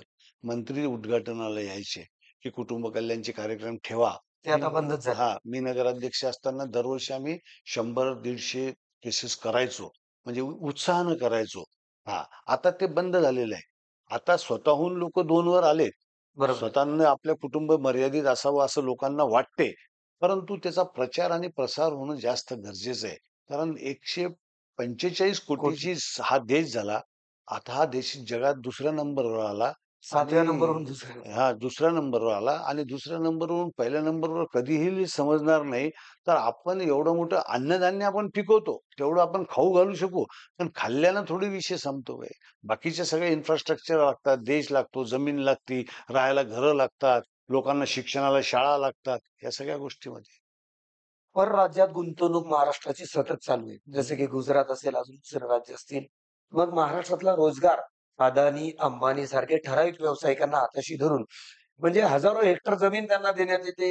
अतिशय नाममाल्य मूल्यांकनावर. अशा सगळ्या गोष्टी म्हणजे या सरकारच्या सुरू आहेत. बरं, आता समजा ही झाली राज्यात पुरती गोष्ट. परंतु देशव्यापी गोष्टीत सुद्धा विरोधक तुम्ही जशा पद्धतीने बोलले आदरणीय राहुल भाऊ गांधी हे प्रत्येक गोष्टीबाबत आक्षेप घेत असतात. परंतु हा आंतरराज्याचा विषय याच्यात सुद्धा कुठेतरी समजा आपल्या महाराष्ट्रातले उद्योगधंदे बाहेर राज्यात चालले. तर इथे सुद्धा कुठेतरी काँग्रेस आक्रमक दिसली नाही. याला काय मग? महाराष्ट्रात मा आंतरराज्य म्हटल्यानंतर ते राज्याचा प्रश्न आला. कारण तो देश पातळीवरचा विषय येत नाही. किंवा नाही दोन्ही राज्याचाच आता बघा. हां, म्हणजे महाराष्ट्रातल्या लोकांनी जे विधानसभेत निवडून येणारे आणि विधान परिषदमध्ये काम करणारे नेते त्यांनी हा प्रश्न धरायला पाहिजे. बिलकुल. मग ते आता हे काँग्रेस पक्षाचे आहेत ना. हां, मग तसं ते राहुल ते भाऊने त्यांना इन्स्ट्रक्ट केलं. केलं नाही, नाही. राहुल गांधी तर सांगतातच आणि आमच्याही लोकांमध्ये म्हणजे वडेट्टीवार असो, नाना पटोले असो, त्याच्यानंतर सतेज पाटील असो, अमित देशमुख असो, हे लोकं बोलणार आहेत. पण आता याची संख्या पण आमची जी आहे ती भयंकर कमी झाली ना. म्हणजे पृथ्वीराज बाबा पडले, बाळासाहेब थोरात पडले. आमचे टॉपचे लोकं जे होते ते पण निवडणूक हरलेत आणि 15-16 लोकं आहेत. तर यांचा आवाज ते पोहोचत नाही ना. कारण काय आहे, की उद्योग जे जातात, ते गेल्यानंतर समजतात. बरोबर आहे. तेव्हा काहीच राहत नाही. फक्त फक्त बडबड करावं बडबड लागते करा. तेव्हा. तर दुसरं काही करता येत नाही त्याच्यात. आणि गुजरातची भानगड अशी आहे, की अमित शहा गुजरातचे असल्यामुळे त्यांचा इंटरेस्ट गुजरातमध्ये मुंबईपासून जवळचंच राज्य असल्यामुळे त्यांचा इंटरेस्ट त्या गुजरातमध्ये असल्यामुळे देवेंद्रजीनं ठरवलेलं, की त्यांना कोणत्याच परिस्थितीत नाराज करायचं नाही. अजितदादांनी ठरवलेलं, की त्यांना कोणत्याच परिस्थितीत नाराज करायचं नाही. शिंदेंनी ठरवलेलं, की त्यांना कोणत्याच परिस्थितीत नाराज करायचं नाही. जेव्हा नेतृत्वासाठी एखाद्या मुद्द्यावर आमचा हा इश्यू आहे, त्याच्यासाठी भांडायचं जेव्हा वेळ येते, त्यावेळेला जर आपण असं म्हटलं, की नेतृत्वाला नाराज करायचं नाही, तर मग तुमच्या हातात काही राहत नाही. अच्छा. म्हणजे कसं आहे सगळं सांभाळून राजकारण सध्या सुरू आहे. अशा प्रकारची तसंच होईल परिस्थिती. ना. तुम्ही त्यांच्याशी वाद करायचा, तर उद्या खुर्च्या सोडाव्या लागतात. खुर्च्या सोडायला ते कोणत्याच परिस्थितीत तयार नाही. ते बोलायला तयार आहे, की बा असं होऊ देणार नाही. महाराष्ट्रातला एकही उद्योग जाऊ देणार नाही. महाराष्ट्रात इतके मग कुठेतरी जातात, कुठे जपानमध्ये जातात, कुठे इकडे-तिकडे जातात. लगेच त्या 2-4 उद्योग आणतात. लगेच त्याची पब्लिसिटी होऊन जाते. आणि कॉमन माणसाला तुम्ही मीडिया चालवता म्हणून ठीक आहे. कॉमन माणसाला कुठे माहिती आहे, की उद्योग कुठे चालले आणि काय उद्योगच कधी पाहिले नाही. किराणा दुकानातून आपलं सकाळपासून जाऊन माल आणायचा आणि आपला धंदा करायचा, आपलं जीवन जगायचं अशा परिस्थितीचे लोक आहेत. आणि जे टॉपचे लोक आहेत ज्यांना हे सगळं समजते, त्यांना माहिती आहे बोलून काही उपयोग नाही. अच्छा. म्हणजे सरन्यायाधीश भूषण गवई यांनी जे स्टेटमेंट ऑलरेडी खुर्च्या डोक्यात गेलेलं आहे. गेलेलेच आहे. त्याच्यामुळे स्वतःच्या खुर्ची सोयीचं सांभाळण्यासाठी हे कॉम्प्रोमाइज सगळे. त्यांना समजत नाही अशातला भाग नाहीये. कॉम्प्रोमाइज नाही सगळे. कळते पण वळत नाही. कळते असं पण म्हणायला हरकत नाही. आणि त्यांनी आता ते ठरवून टाकलेलं आहे ना, की म्हणजे आता दादा आणि शिंदे कधी-कधी असं बोलतात, की दिल्लीशी आम्हाला बोलावं लागेल. हां, बरोबर आहे. अनेक वेळा त्यांचं तसं म्हणजे स्टेटमेंट वास्तविक दिलं. पाहता काय असते, पहिल्यांदा पक्षाच्या युत्या कशा असतात, तुमच्या पक्षाचे मालक तुम्ही. तुम्ही बरोबर आहे. पण आता त्यांचं तसं नाही ना, की तुमच्या पक्षाचे मालक तुम्ही. परंतु तुम्ही आम्हाला विचारल्याशिवाय काही काही करायचं नाही. करत म्हणजे मालक ते आहेत. अच्छा. म्हणजे फक्त हे आपण ज्याला म्हणतो, की मानाचा गणपती बस. अशा प्रकारचं यांना बसवण्यात आलेलं आहे. आणि त्यांना काय, की ईडीच्या म्हणजे ज्या वेळेला एक रस्ता विधान भवनाकडे जातो आणि एक रस्ता तिहार जेलकडे जातो. तुम्हाला विधान भवनाकडे जायचं का तिहार जेलकडे जायचं तुम्ही ठरवा. म्हणजे जेव्हा मी लहान होतो, तेव्हा माझी आई मला नेहमी सांगायची, "बाळा गोंधळ घालू नको, नाहीतर भूत येईल." तर आताच्या काळाचं राजकारण्यांना असा दंडुकीशाही आहे, "बाबू नीट वाग, नाहीतर ईडी येईल." ईडी आहे की नाही? आपोआपच गोष्ट आहे.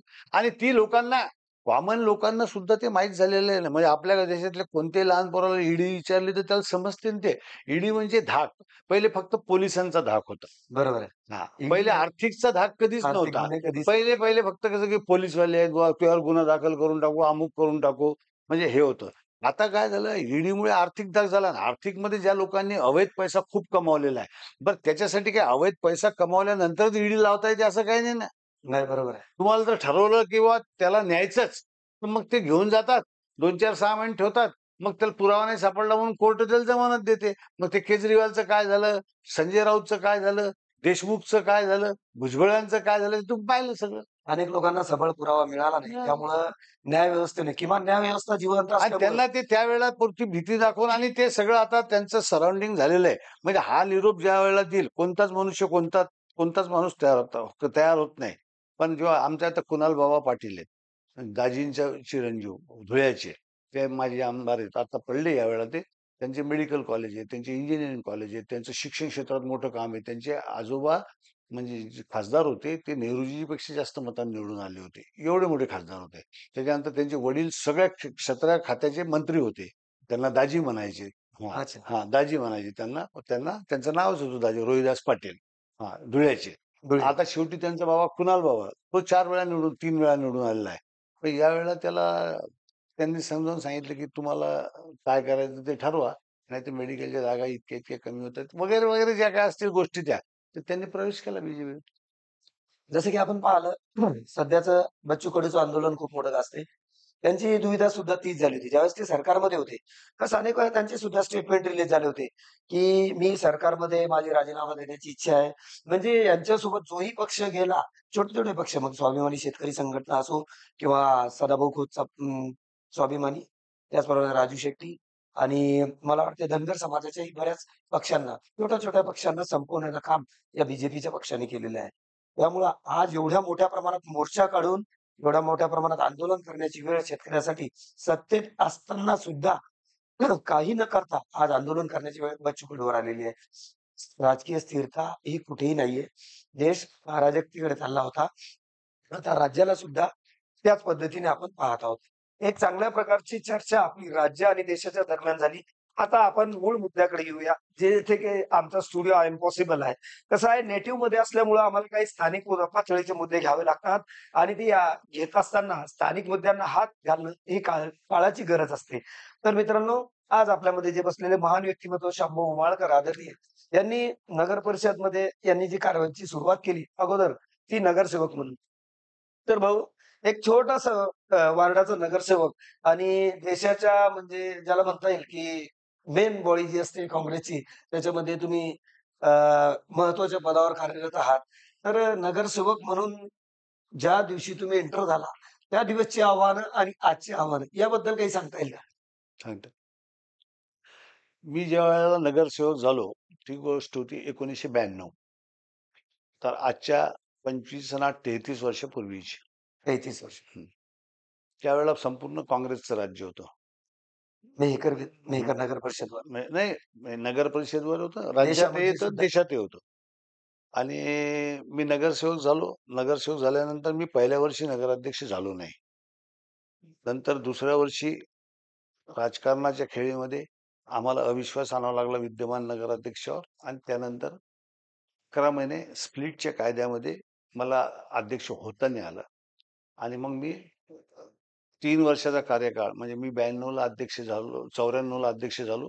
94 ते 95, 95 ते 96 आणि 96 ते 97. 3 वर्ष म्हणजे 1000 दिवस मी अध्यक्ष राहिलो. 1000 दिवस. 1000 दिवस. तर 1000 दिवस मी अध्यक्ष राहत असताना मी व्हिजन घेऊन काम करणारा माणूस आहे. मी तसा लहान माणूस आहे. काही फार मोठे पद मी भोगले नाही. पण जिथे काम करतो, तिथे मी व्हिजन घेऊन काम करतो. तर या गावाचा नक्षा बदलवण्याची माझी इच्छा होती. तर त्यावेळेला शासनाजवळ UD6 नावाची योजना होती. त्यावेळेला त्या काळात त्या UD6 मध्ये पूर्ण जिल्ह्याला 40 लाख रुपयाचं बजेट होतं. अख्ख्या जिल्ह्याला 40 लाख 40 लाख बजेट रुपये. असायचं. परंतु त्याच्यात एक असा कायदा होता, की जे नगरपालिकेत पहिले प्रस्ताव येतील, ते प्रस्ताव पहिले मंजूर होऊन जायचे. म्हणजे त्यावेळेला काही फार भ्रष्टाचार नव्हता, फार अधिकारी पैसे घ्यायचे नाही, संबंध तयार करणे वगैरे. तर सगळ्यात पहिले फास्टमध्ये मी हे काम करायचो, की एप्रिल संपला, म्हणजे मार्च संपला, की 2 एप्रिलपासूनच तयारी करायची, की UD6 मध्ये आपल्याला काय-काय टाकायचं. आणि मग ती योजना करून मी जाऊन त्याचे नकाशे तयार करून त्याचं टेक्निकल सँक्शन म्हणजे प्रोसिजर खूप राहते. ती सगळी करून घेतली. तर मी UD6 मधून जवळपास 40 लाखापैकी 50% 60% पैसा पळवायचो. 20 लाखाच्या जवळपास निधी आपल्या आणायचा. नगर परिषदला तेव्हा आणायचा. 20 लाखात खूप काम व्हायचं. मग त्याच्यातून काय झालं, की 1 वर्ष ते केलं मी आणि दुसऱ्या वर्षी ताबडतोब एकात्मिक शहर विकास योजना म्हणजे राज्य सरकार आणि केंद्र केंद्र सरकार या सरकार. दोघांची मिळून ती एकात्मिक त्याला IDSMT म्हणतात. IDSMT. एकात्मिक शहर विकास योजना. त्याच्यासाठी पूर्ण गावाचा सर्व्हे करावा लागतो. सर्व्हे करून टाउन प्लॅनर, आपला इंजिनियर, कुठे तुम्हाला काय करायचं त्याचा नकाशा तयार करावा लागतो. त्याचं पुस्तक तयार होते आणि ते जाऊन राज्य सरकार आणि राज्य सरकारमधून दिल्ली त्याचं पास होते नगरविकास खात्याकडं. आम्ही ती योजना मेकरला आणली. अच्छा. IDSMT. 2 कोटी रुपये आणि त्याच्यानंतर त्याला उत्पन्नातही त्याचे प्लॉट पाडणे, उत्पन्न करणे हेही आहेत. म्हणजे पुढे-पुढे ती योजना तशीच कंटिन्यू चालू राहते. तर मी ती योजना आणली आणि मग मी मेकरला जेवढे काही शॉपिंग आहेत, अच्छा. आठवडी बाजारामधले ते गांधी माझ्या मैदान माझ्या वगैरे वेळेसचे. हे सगळे हां, तुमच्या ते घरात सगळे शॉपिंग. नंतर मेकरची 30 स्मशानभूमी जुनी, ती जुनी माझ्या पैनगंगा हातची आहे. पैनगंगा वस्ती. त्याच्यानंतर ही शिवाजीनगरची पाण्याची टाकी, ही माझ्या वेळेसची आहे. त्याच्यानंतर सगळ्यात पहिले उत्कृष्ट असा भाजी बाजार बनवला होता शेडचा. हो. मटण मार्केट बनवलं होतं बाजूला. हे सगळं माझ्या हातचं होतं. तर त्यावेळेला मला हा यश मिळालं. आमच्याजवळ 18-20 ची मेजॉरिटी होती. त्याच्यामुळे म्हणजे याच्यात काही अडचण नव्हती आम्हाला, संख्येत काही अडचण नव्हती आणि आम्ही बरोबर तो 2.25 कोटीचा निधी तो आणि तो निधी घेऊन मग त्या निधीच्या आधारावर आम्ही हे केलं. खालचं गांधी मैदान, तिथली झालेली शॉपिंग. हे सगळं त्यावेळेसचे IDSMT योजनेतले आहे. अच्छा. आणि त्या योजनेमुळे मेकरला एक वेगळ्या प्रकारचं स्वरूप आणलं गेलं, योजना आणल्या गेल्या. आताच्या काळात आणि त्या काळात फरक असा होता, की आता वेगवेगळ्या हेडवर पैसे येतात. त्यावेळेला नगरपालिकेच्या फंडातून नगरपालिकेच्या कर्मचाऱ्याचे पगार 60% शासन द्यायचं आणि 40% आम्हाला करायला लागायचे. तर आम्हाला दर महिन्याला पहिले पगाराचीच व्यवस्था करायला लागायची. उत्पन्न नव्हतं फार काही. नंतर काय झालं, की शासनानं 100% ग्रँट केली आणि शासनानं नगरपालिकेचे पगार स्वतः करायला सुरुवात केली. त्यामुळे कर्मचाऱ्याच्या पगाराचा आता लोड नाही. आणि दुसरी गोष्ट, आता मागासवर्गीय वस्तीसाठी वेगळा निधी येतो. सगळे निधी वेगवेगळे. सुवर्ण जयंतीसाठी वेगळा निधी येतो. उत्पन्न आम्ही जे करून ठेवलेले शॉपिंग आहे त्याच्यातून उत्पन्नाचे साधनं वाढले. आणि एक वेळा 4 वेळा हे माडा कॉलनी जी आहे मेहकरची, ही माझ्या हातची डेव्हलप झालेली आहे. म्हणजे त्याचे प्लॉट काढून आणि तयार केले. त्या प्लॉट त्या प्लॉट विकून नगर परिषदेला नंतरच्या काळामध्ये भरपूर पैसा तयार झाला. त्याच्यानंतर आत्तापर्यंत मेहकरला शाळेचं भाडं, म्हणजे ह्या ज्या शाळा आपण बांधतो, याचं भाडं शासन देते. हे कोणालाच माहित नव्हतं. हे मी सगळे प्रस्ताव तयार केले, हे पाठवले. हे पैसे आले 27 लाख रुपये, पण मी नगराध्यक्षाचा कार्यकाळ संपल्याच्या नंतर. नंतर. म्हणजे 1000 दिवसात तुम्ही खूप कोट्यवधी रुपयाचं काम केलं आणि असं मेहकर शहराच्या सौंदर्यीकरणात खूप मोठी भर खूप घातली. घातली. आणि तो जो नकाशा आहे आजही, तोच नकाशा कंटिन्यू पुढे चालत गेला मग हळू-हळू, हळू-हळू. कारण त्याच्यातच मग थोड्या दुरुस्त्या कराव्या लागतात, मग ते करावं लागते. मग आता त्याच्यानंतर आता नगर परिषदचं उत्पन्नही वाढलं आणि शासनाचा इतका निधी येतो आणि तेव्हा विशेष विशेष बाब नाही. पाणी पुरवठ्याला 5 लाख रुपये कलेक्टरला देण्याचा अधिकार होता. हं. आपल्या इथली अलीकडची जी योजना आहे, हां, हे जुनी. स्वर्गीय भाऊसाहेब लोढे नगराध्यक्ष असताना त्यांनी केली होती. तर ही महाराष्ट्रात 3च ठिकाणी आहे. त्याच्यात आपलं गाव आहे. आणि ही ही योजना इतकी सुंदर आहे, की तशा पॅरलल योजना आता तयार होत नाही. परंतु दुर्दैव असं की ती नदी फुटली आणि नदीतून तिकडून पात्र पडलं आणि इकडून येणारं प्रवाहाचं पाणी बंद झालं आणि ही नदी सगळी गाळल्याने गेली. तर नदीचं चांगलं खोलीकरण करणं हे मेहकरसाठी अत्यंत आवश्यक आहे.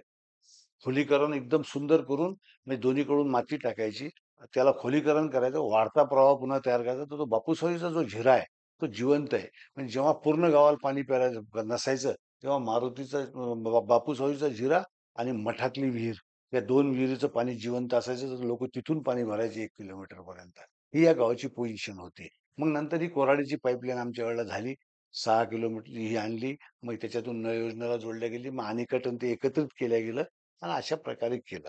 तर अशा प्रकारे त्यावेळेला इतका निधी नव्हता. आजच्या इतका जर निधी आला असता, तर या गावाला नंदनवन स्वर्ग करण्यासाठी काही अडचणीचं काम नाही. कारण आता म्हणजे एवढं मेहकरच्या त्यावेळच्या दुष्काळाच्या सावटामधून हं. जर कोणी काढलं असेल, त्या दुष्काळाच्या सावटातून काढण्याचे जे गंभीर परिणाम जनतेला भोगावे लागत होते, पिण्याच्या वापराच्या पाण्यासाठी, त्याचे शिल्पकार तुम्ही म्हणायला हरकत नाही. आणि आजही तुम्ही जर विचारलं कोणाला त्या काळच्या वेळेचा, त्यावेळेला मी 3ऱ्या दिवशी नळ दिले. तिसऱ्या दिवशी. ते नियोजनाच्या भरोश्यावर. पाणी इतकंच होतं.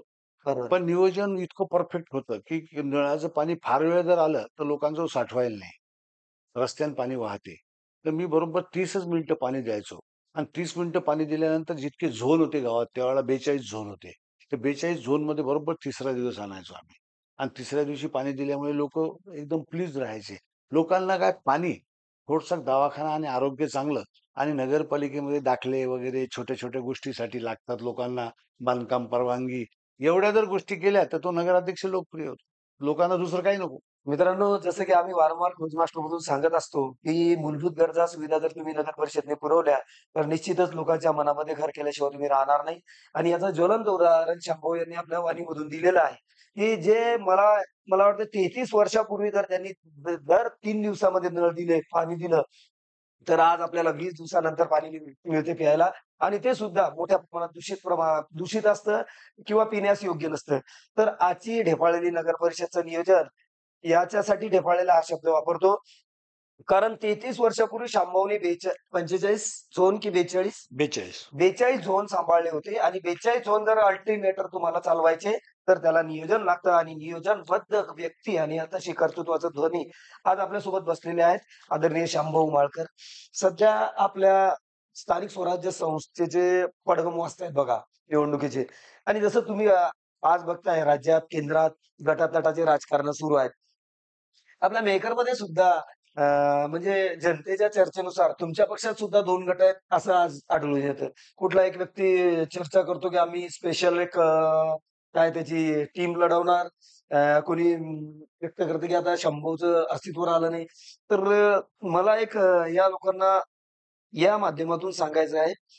तसं आमचं तर स्वतःचं ओपिनियन असतंच, आम्ही परखड बोलतो.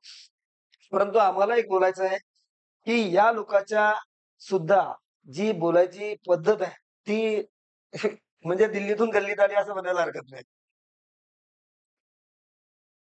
नाही, आता नगरपालिकेचे जे पडगम वाजायला लागलेले परिस्थिती अशी आहे की आमची एक जिल्हा स्तरावर एक महिन्यापूर्वी मीटिंग झाली आणि तिथे डॉक्टर शिंगणे राष्ट्रवादीचे नेते माजी मंत्री, त्याच्यानंतर राहुल बोंद्रे जिल्हा काँग्रेसचे अध्यक्ष, त्याच्यानंतर बुधवत सेनेचे अध्यक्ष जालिंदर बुधवत आणि आमदार सिद्धार्थ खरात, जयश्री शेळके, मी असे 25-30 लोक आम्ही होतो. तिथे आमचा सगळ्यांचा एक निर्णय झाला की स्थानिक स्वराज्य संस्थांच्या निवडणुका आपण जे विधानसभेच्या वेळेस जे आपलं गणित होतं त्याच पद्धतीनं आपण एकत्रितपणे लढवू आघाडीनं. तिन्ही पक्ष एकत्रित करू. एकत्रित येऊन. आता विषय असा आहे की ही झाली पहिली बैठक. बरोबर. तिन्ही पक्षानं मान्य केलं की आपण एकत्रितपणे करू. राजकारणात जेव्हा चर्चा निवडणुकीच्या सुरू होतात तेव्हा सगळेच पक्ष हे मंजूर करत असतात की बुवा आपण एकत्रित लढू. आता लढल्यानंतर विधानसभेच्या आणि लोकसभेच्या जागा कशा वाटल्या गेल्या की लोकसभेची जागा ही सेनेची होती, बरोबर. म्हणून ती सेनेनंच घेतली. या सेनेची होती त्या सेनेनं घेतली. विधानसभेची जागा त्या सेनेची होती म्हणून या सेनेनं घेतली. तर आता नगर परिषदच्या जागा जेव्हा वाटप होतील तेव्हा नगर परिषद जुनी कोणाची होती? काँग्रेसची होती. संख्याबळ काँग्रेसचं जास्त असतं असं म्हणायचं. लोणारची कोणाची होती? काँग्रेसची होती. मलकापूरची कोणाची होती? काँग्रेसची होती. तर मग विद्यमानमध्ये जर तुमची नगरपालिका जी असेल ती तुम्ही सांगा कोणती आहे तर. समजा राष्ट्रवादीची देवगराजा होती, राष्ट्रवादीची सिंदखेडराजा होती, समजा उदाहरण देतो मी तुम्हाला, त्यांनी त्या घ्याव्या असा प्रस्ताव येईल. तर या प्रस्तावावर चर्चा होईल. प्रत्येक पक्षामध्ये नगराध्यक्षासाठी इच्छुक लोक आहेत, पण सर्वात पहिला मुद्दा आज हा आहे की अजून आरक्षण आलं नाही अध्यक्षपदाचं. नगरपालिकेबद्दल बोलतो मी. जिल्हा परिषदचं सुरू झाली प्रक्रिया. आता अध्यक्षपदाचं जर आलं, आता जे जे लोकांना नगराध्यक्ष व्हायचंय त्यांचं आरक्षणच नाही आलं, ते स्पर्धेमधून ऑटोमॅटिक तर स्पर्धेमधून ते बाद होतात. मग त्याच्यामुळे तिथून पुढचा पिक्चर वेगळा. परंतु पार्टीचं इलेक्शन तर लढवाच लागणार बरोबर. आहे. तर आम्ही जे नेते आहोत त्यात आमचं असं गणित आहे की आम्ही ही जागा 100% निवडणूक आघाडीतच लढा असा आग्रह राहील, पण त्याच्याबरोबरचा मुद्दा जोडून हा राहील की ती निवडणुकीची जागा काँग्रेसला द्या. म्हणजे निवडणुकीची जागा ही काँग्रेसला सुटावी लागेल नगराध्यक्षपद आणि महाविकास आघाडीच्या बॅनर खालीच ही निवडणूक लढावी लढल्या. असा तुमचा अजेंडा असेल. अजिंठ्याचं असेलच. आता त्यांनी नाही म्हटलं, त्यांनी हो म्हटलं, तर त्यावेळेला काय परिस्थिती प्राप्त होती? लोकांच्या डोक्यात काय, गावातला सर्वे काय म्हणतो, लोक काय म्हणतात, कार्यकर्ते काय म्हणतात, त्याच्यानंतर समीकरणं कोणते जुळतात, आपल्यामध्ये जर समजा किती फूट होते, किती कॅन्डिडेट गावात उभे राहतील, मग आपला याचा फायदा होईल का नाही होईल, हे सगळे व्यावहारिक पातळीवरच्या ज्या गोष्टी असतात त्या फक्त त्या वेळेवरच चालतात. त्या आधी कितीही सांगून त्याच्यात काहीही होऊ शकत नाही.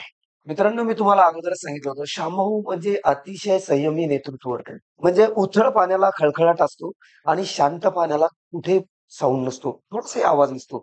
तर हे अतिशय शांत पाणी म्हटलं तर समुद्र म्हणता येणार नाही.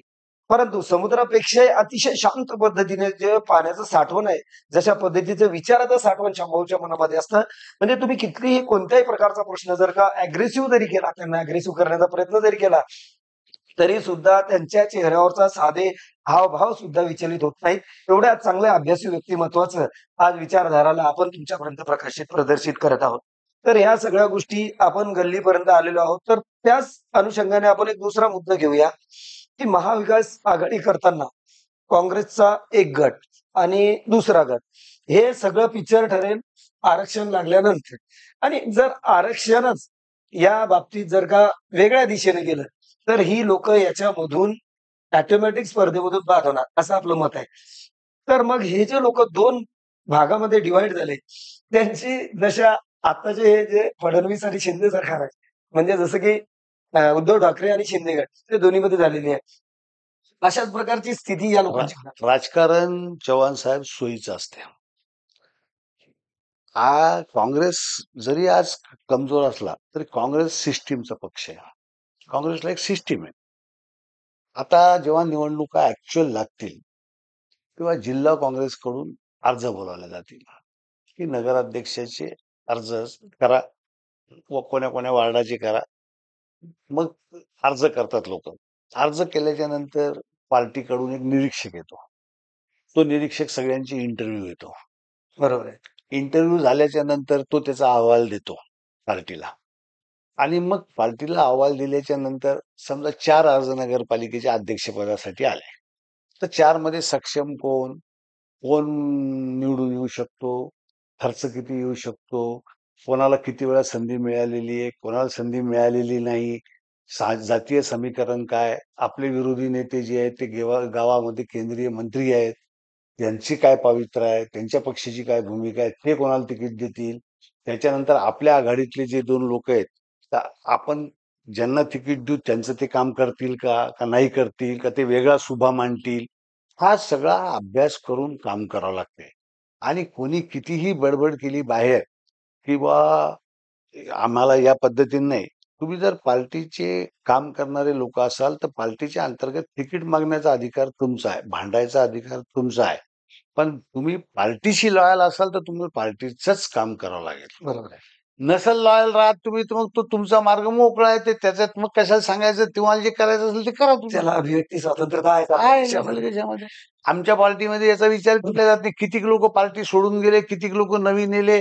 काँग्रेसमध्ये ती भानगडीचा विचार होत नाही. काँग्रेसमध्ये जे पक्षाचं सेंट्रल पार्लमेंटरी बोर्ड असते त्याच्यामध्ये सर्वे सुद्धा केले जातात. सर्वेमध्ये लोकप्रियता, मागचं काम, पुढचं काम याचा सुद्धा विचार केला जातो. आमच्यासारखे जे सिनियर लोक जे असतात, जे निवडणुकीच्या रिंगणात नाही पण निवडणुकीत आहेत, त्यांना विचारलं जाते की तुमचं काय मत आहे, आम्ही आमची कॉमेंट्री करतो. तर याच्या आधारावर सांगतो. तेव्हा तेव्हा जे लोक म्हणत असतात ना, मी या गटाचा, मी त्या गटाचा नाही, तू काँग्रेसचा आहे आणि ज्याला काँग्रेसचं तिकीट भेटते त्याला जर काँग्रेस पाहिजे असेल तर तो सरळ चालला जातो.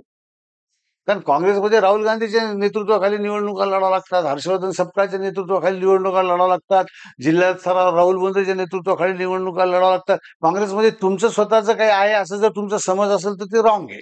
अच्छा. म्हणूनच मी नेहमी सांगतो लोकांना, की ते म्हणतात ना, भस्मासूर जरी जन्माला आला, तरी त्याला लयास किंवा त्याच्या विनाशास कारणीभूत मोहिनी जरी झाली असली, तरी ते महेश, जे भगवान महेश आहेत, त्यांचंच कर्तृत्व असतं. असे किती भस्मासूर शंभूच्या राज्यात आले आणि गेले. परंतु मेहकर शहरात नव्हे, तर अख्ख्या मतदारसंघात त्यांचं काय झालं आपण सर्वांनी पाहिलेलं आहे. एक आदर्श व्यक्तिमत्व, त्याचप्रमाणे चांगल्या विचारधाराची व्यक्तीचे विचार आपण इथे ऐकलात.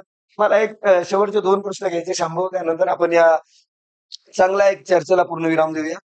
जर 33 वर्षापूर्वी तुम्ही एवढं चांगलं काम करू शकता, चांगलं नियोजन करू शकता, तर आज जर का ओपन आरक्षण झालं, तर मेहकर नगर परिषदचे नगराध्यक्ष म्हणून निवडणूक लढवायला आवडेल? नाही, नगरपालिकेच्या अध्यक्षपदाची निवडणूक लढवायला हरकत नाही. परंतु मी आतापर्यंत 4 नगराध्यक्ष निवडून आणले मेहकरला. त्याच्यानंतर लोणारला 3 नगराध्यक्ष निवडून आणले. तुम्ही की मी नगराध्यक्ष झाल्यावर मी पहिल्यांदा झालो जिल्हा काँग्रेसचा सरचिटणीस 97 ला. 2 वर्ष सरचिटणीस मधून काम केलं मी आणि 2000 ला मला काँग्रेस पक्षाचं तिकीट म्हणून मला विधानसभेची उमेदवारी मिळाली. विधानसभेची उमेदवारी काँग्रेसमध्ये मिळवणं इतकं सोपं नाही. हाही एक सन्मान आहे. उमेदवारी काँग्रेसमध्ये मिळवणं हा मोठा सन्मान. हा एक फार मोठा सन्मान आहे. तुमचं कर्तृत्व असल्याशिवाय उमेदवार नाही मिळत. तुम्ही निवडून आले नाही आले तो नंतरचा भाग तो झाला. नंतरचा भाग. मग काल आमच्या आपसातल्या फुटीमुळे 2 लोक आम्हीच उभे राहिलो. त्यानंतर त्याच वेळेला राष्ट्रवादी निघाली. त्यावेळेला मग भास्करराव काळे, लोणारचा मापारी हे राष्ट्रवादीचे 2 आणि मी आणि सुबोध भाऊ सावजी आम्ही 2, म्हणजे 4 लोक 4 आम्ही लोकं या एका काँग्रेसचे विचारधारेचे. एका विचार. आणि याच्या विरुद्ध एकटे प्रतापराव, प्रताप. हे त्यांना 56,000 मतं पडली आणि आम्ही सगळेजण 58,000 मताची बेरीज झाली. म्हणजे आपसी डिव्हायडेशनमुळे ती सीट झाले. मग मी ती निवडणूक हारलो. ती निवडणूक हारल्याच्या नंतर ती झाली नोव्हेंबर डिसेंबरला निवडणूक झाली आणि पक्षानं माझ्यावर 30 जून पुढच्या वर्षीच्या 30 जूनला म्हणजे 6 महिन्याच्या नंतर जिल्हा काँग्रेसचा अध्यक्ष बनवलं मला. म्हणजे ही जबाबदारी टाकली माझ्या. काँग्रेसमध्ये ही जबाबदारी तेव्हा मिळत असते की तुम्हाला विधानसभेत तिकीट दिलं, तुम्ही निवडणूक हारलात, पण तुम्ही पक्षाची इन्व्हेस्टमेंट आहे. अच्छा. तुम्हाला काम करावं लागेल आणि तुम्हाला सन्मानही मिळाला. मग जिल्हा काँग्रेसचा अध्यक्ष मी झालो आणि मी अध्यक्ष झाल्यावर मला जबाबदारी दिली आली, तर त्यावेळेला मी मेहकर नगरपालिका, मग मी 9 नगरपालिकेचा विचार करू लागलो.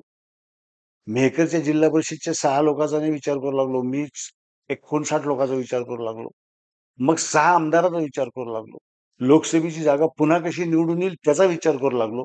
माझ्या विचाराच्या कार्यक्षेत्र डेव्हलपमेंटमध्ये वाढलं आणि कार्यक्षेत्र त्यानुसार वाढलं, विचारधारा वाढली. जबाबदारी वाढली. जबाबदारी मग मी नेकर नगरपालिकेत त्यावेळेला राजू आंबोरेला उभं केलं. मी राजू आंबोरेला निवडून आणलं. मागासवर्गीयाचं आरक्षण आलं होतं. त्याही वेळेला आपली नगरपालिका लोणारला कोचर गुरुजीला लताताई कोचरला निवडून आणलं. त्यांना अध्यक्ष केलं. त्यावेळेला ही संधी मला मिळाल्यानंतर मी लीडर का लीडर तयार झालो. अच्छा. जिल्हा काँग्रेसचा अध्यक्ष म्हणजे लीडर का लीडर, बरोबर. नगरसेवक किंवा या जिल्हा लोकांचा परिषद जिल्हा सदस्य, परिषद पंचायत लीडर. समिती सदस्य. जिल्हा परिषदमध्ये आम्ही 23 लोक निवडून आणले. म्हणजे निवडून आणले म्हणजे मी एकट्यानं नाही. बरोबर आहे. जिल्ह्यातले आमचे नेते वासनिक साहेब असतील, अमुक असेल, सगळे. पण जसा म्हणण्याचा अर्थ एक काम करायची संधी भेटली मला. बरोबर आहे.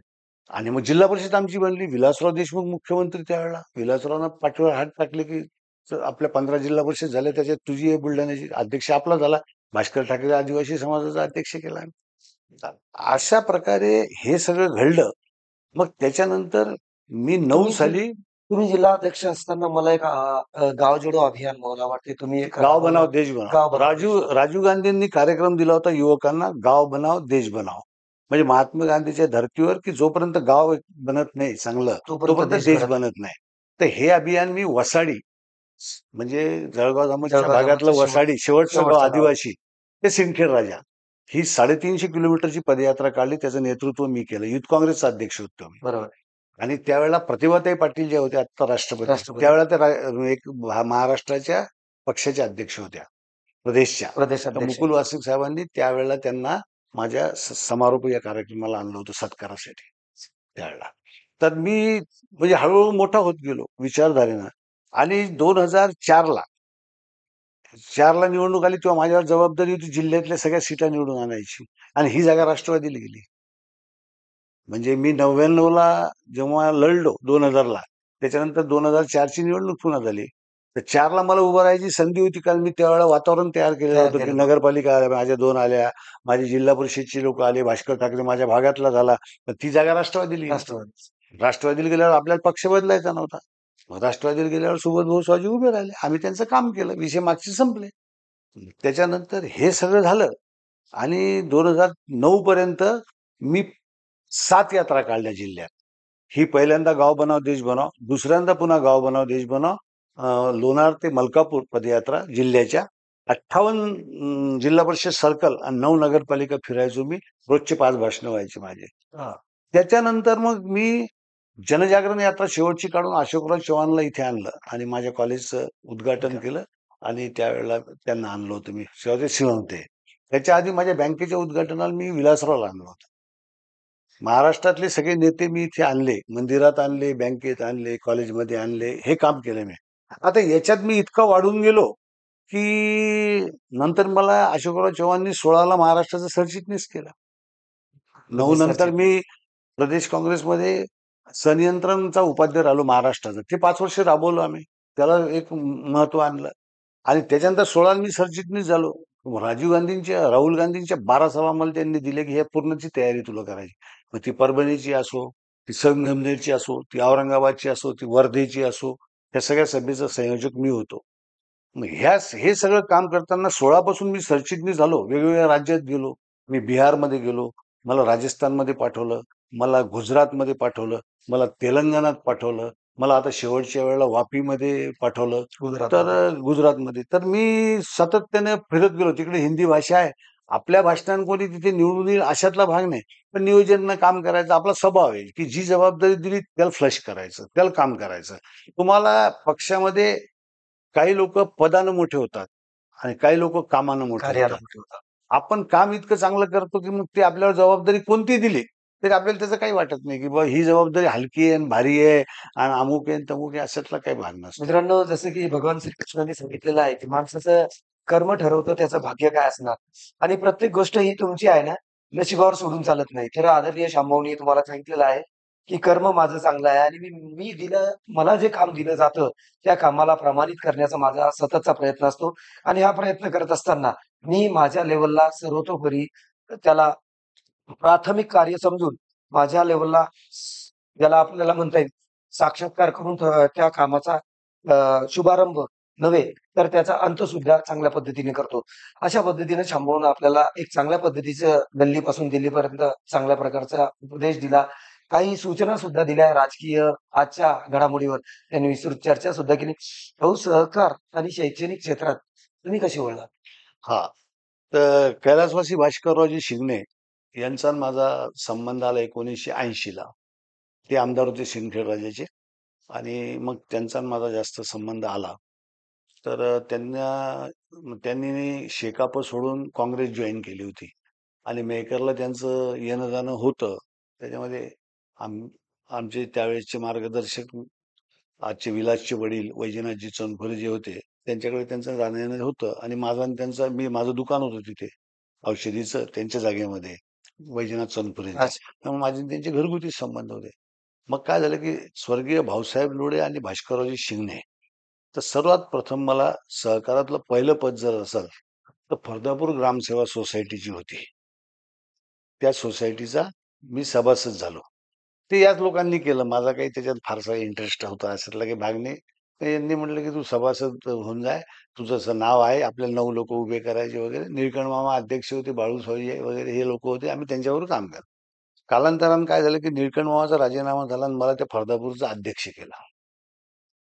तिथून सहकारच्या क्षेत्रात झालं. मग पदार्पण झालं. त्याच्यातून पदार्पण झालं.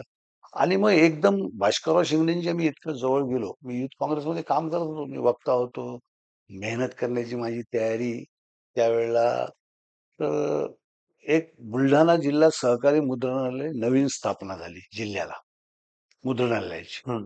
आणि अचानकपणे भास्कररावांनी काय विचार केला मला माहित नाही, आणि त्यांनी मला एकदम अध्यक्षच करून टाकलं. सुरुवातीचा जो असतं ना अध्यक्ष, प्रवर्तक नंतर पहिली बॉडी, पहिली त्या ओळख. पहिल्या बॉडीत 18 लोक. त्याच्यात संतोषराव सारखे माजी आमदार, हरिभाऊ पाटला सारखे लोक संचालक, रूपराव भाऊ संचालक त्याच्यात, आणि मला अध्यक्ष करून टाकलं. मी एकदम 30-32 वर्षाचा पोरगा अध्यक्ष होऊन गेलो. आणि मग मी सहकारात त्या गोडीला लागलो. मग त्याच्यात मध्ये मग मी चांगलं काम उभं करायला, बुलढाण्याला प्रेस बांधला. ते लद्दड वगैरेचा दवाखाना आहे ना, त्या हो. भागामध्ये प्रेस बांधला. त्यांनीच सगळं मार्गदर्शन सगळं त्यांचंच. भाऊसाहेब लोढेच्या माझ्या संपर्कात आल्यामुळे भाऊसाहेब लोढेंचा माझ्यावर प्रचंड विश्वास बसला, माझ्या काम पद्धतीला. मग त्यांच्याकडे रोज जाणं येणं, अमकं तमकं हे ते. जिल्हा बँकेचा मी हे होतो मग फर्दापूर मधून सभासद. ते अध्यक्ष त्याला उभे राहिले त्यावेळेला मी त्यांना मतदान करणं वगैरे वगैरे ह्या गोष्टी मी सगळ्या करायचो. आणि मग ही गावातली जी सगळी सिनियर मंडळी असो, मग त्या हादिमिया बापू असो, भाऊसाहेब लोढे असो, बाळासाहेब देशमुख असो, निळकंठ मामा असो, पाराशर वकील असो, वैजनाथजी चनखोरे असो, हे जे सगळे लोक होते, बाळू सावजी असो, तर हे लोकांमध्ये मी सगळ्यात तरुण पोरगा. आणि मग हे आत्ताचं कसं की आम्ही सांगतो, "अर्शले एवढं करून घे बरं आता." तर ते सगळेजण मला काम सांगायचे. आणि अचानकपणे 84ला मुकुल वासनिकला तिकीट मिळालं. तेव्हा मी जिल्हा युथ काँग्रेसचा उपाध्यक्ष होतो. आणि मुकुल वासनिकला जसं तिकीट भेटलं, तसं पहिल्या दिवशी मुकुल वासनिकचं बोट जे पकडलं आम्ही बुलढाण्यात, तर आजपर्यंत सोडलं नाही. आणि तेव्हापासून सहकार क्षेत्रात खरं पदार्पण झालं. मग आणि ते मग शैक्षणिक मुद्रण सहकार क्षेत्रात परत एक विषय आहे, की आज तुम्ही एवढं मोठं सत्यजित परिवार उभा केला. त्यावेळेला सुरुवातीला मी लहान असायचो त्यावेळेस, सत्यजितच्या उभारणीच्या वेळेस म्हणजे ज्याला आपल्याला पायाभरणी म्हणता येईल.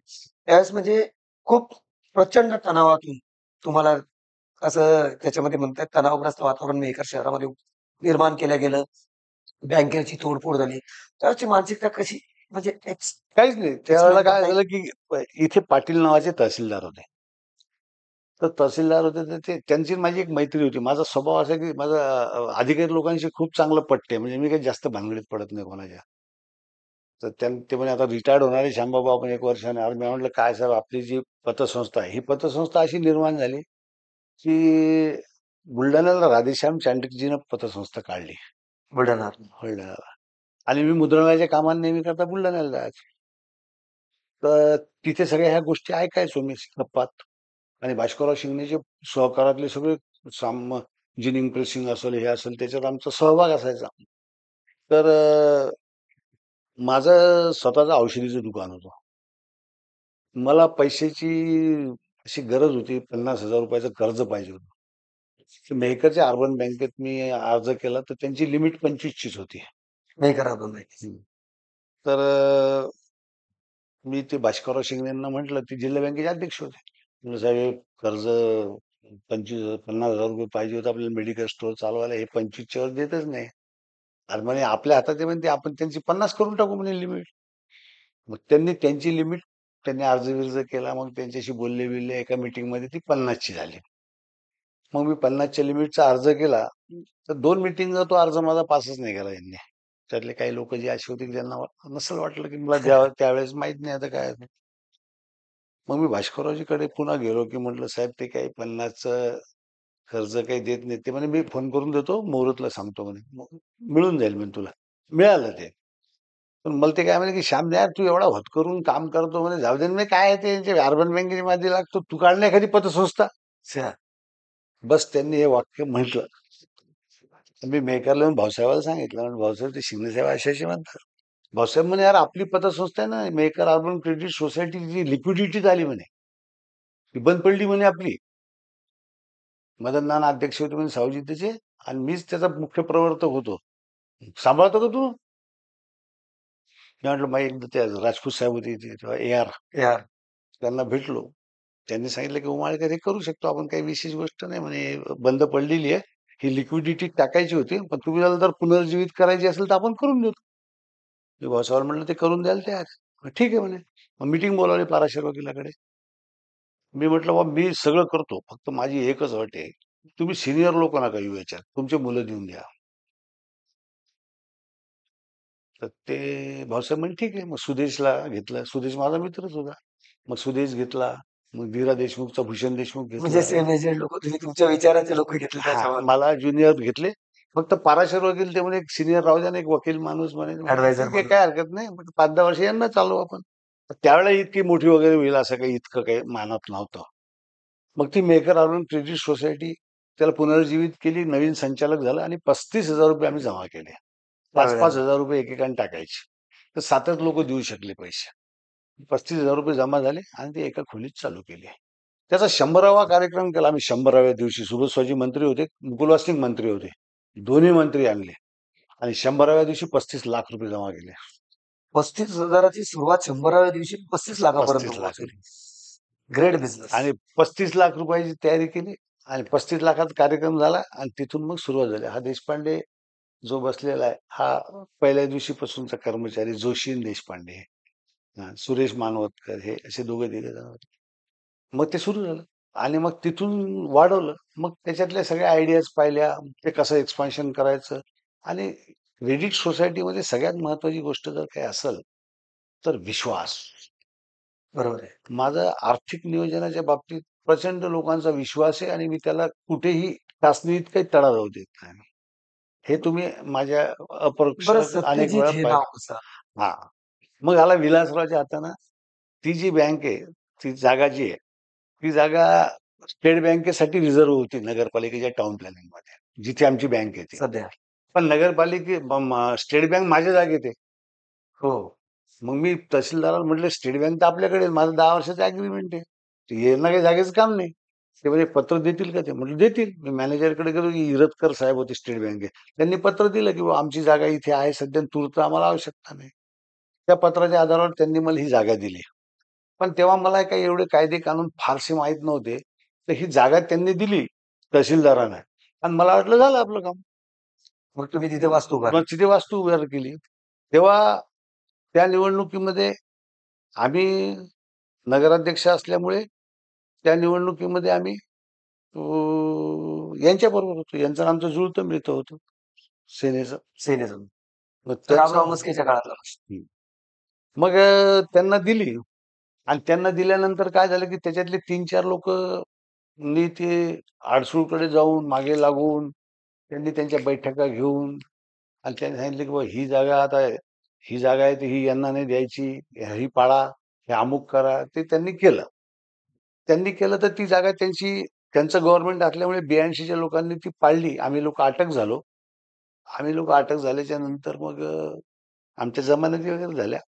बुलढाण्याला होतो एक रात्रभर आम्ही जेलमध्ये. आणि मग त्याच्यानंतर आम्ही ती जागा जी आहे ती 2 वर्ष तशीच पडू दिली. आणि याची निवडणूक झाली नंतरची. सरकार आमचं आलं. विलासराव मुख्यमंत्री झाले, आणि अशोक चव्हाण महसूल मंत्री झाले. पहिल्याच दिवशी, तिसऱ्या दिवशीच मी गेलो मुंबईला. अशोकरावला भेटलो सह्याद्री घेऊन. अशोकराव म्हणे, "ये, तू करून देतो" म्हणे. मग गेलो मंत्रालयात. त्यांनी मला ती जागा करून दिली हिवाळी अधिवेशनात. पण सचिव जे होते ते म्हणे, "नाही, 37 ची कारवाई जोपर्यंत होत नाही नगर परिषदची, टाउन प्लॅनिंगची मान्यता घेऊन 37 ची कारवाई म्हणतात त्याला. आरक्षण काढावं लागेल तुम्हाला." आरक्षण काढावं लागेल. तर म्हणे, "हे करून आण" म्हणे.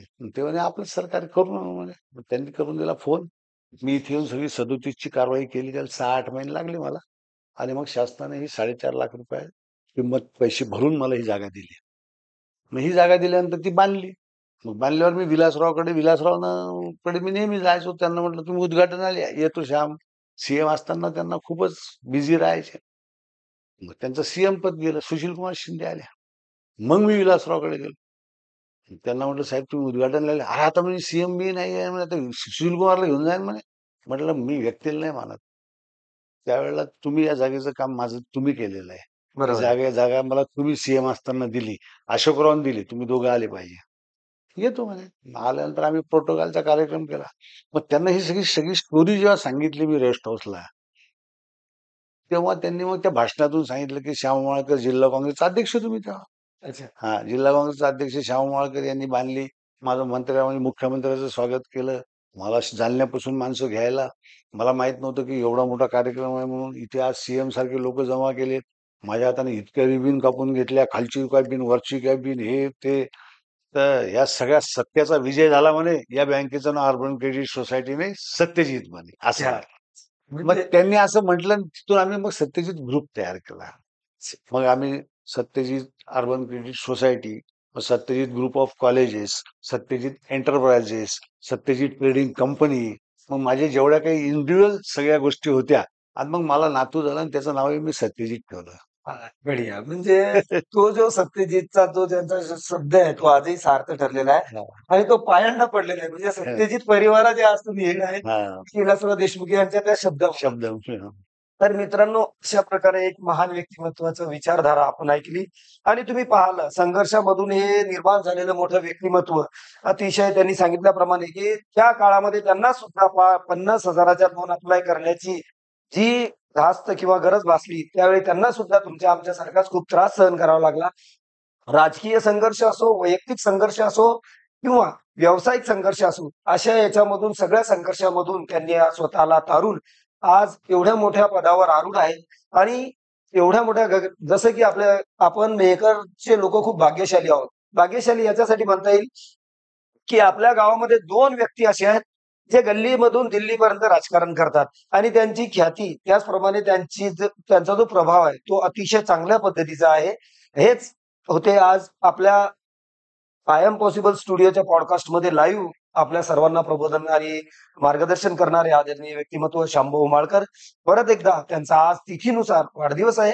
वाढदिवसाच्या अनुषंगाने ईश्वर त्यांना यापुढे चांगलं, निरोगी आणि सुदृढ आयुष्य, त्याचप्रमाणे कीर्तिमान आयुष्य देवो, ही आमच्या खोज मास्टर परिवाराच्या वतीने आज सदिच्छा देतो आणि या पॉडकास्टमध्ये आपण सर्वांनी जो आतापर्यंत अविरतपणे लाईव्ह पॉडकास्ट बघितला त्याबद्दल आपल्या सर्वांचा आभार व्यक्त करतो.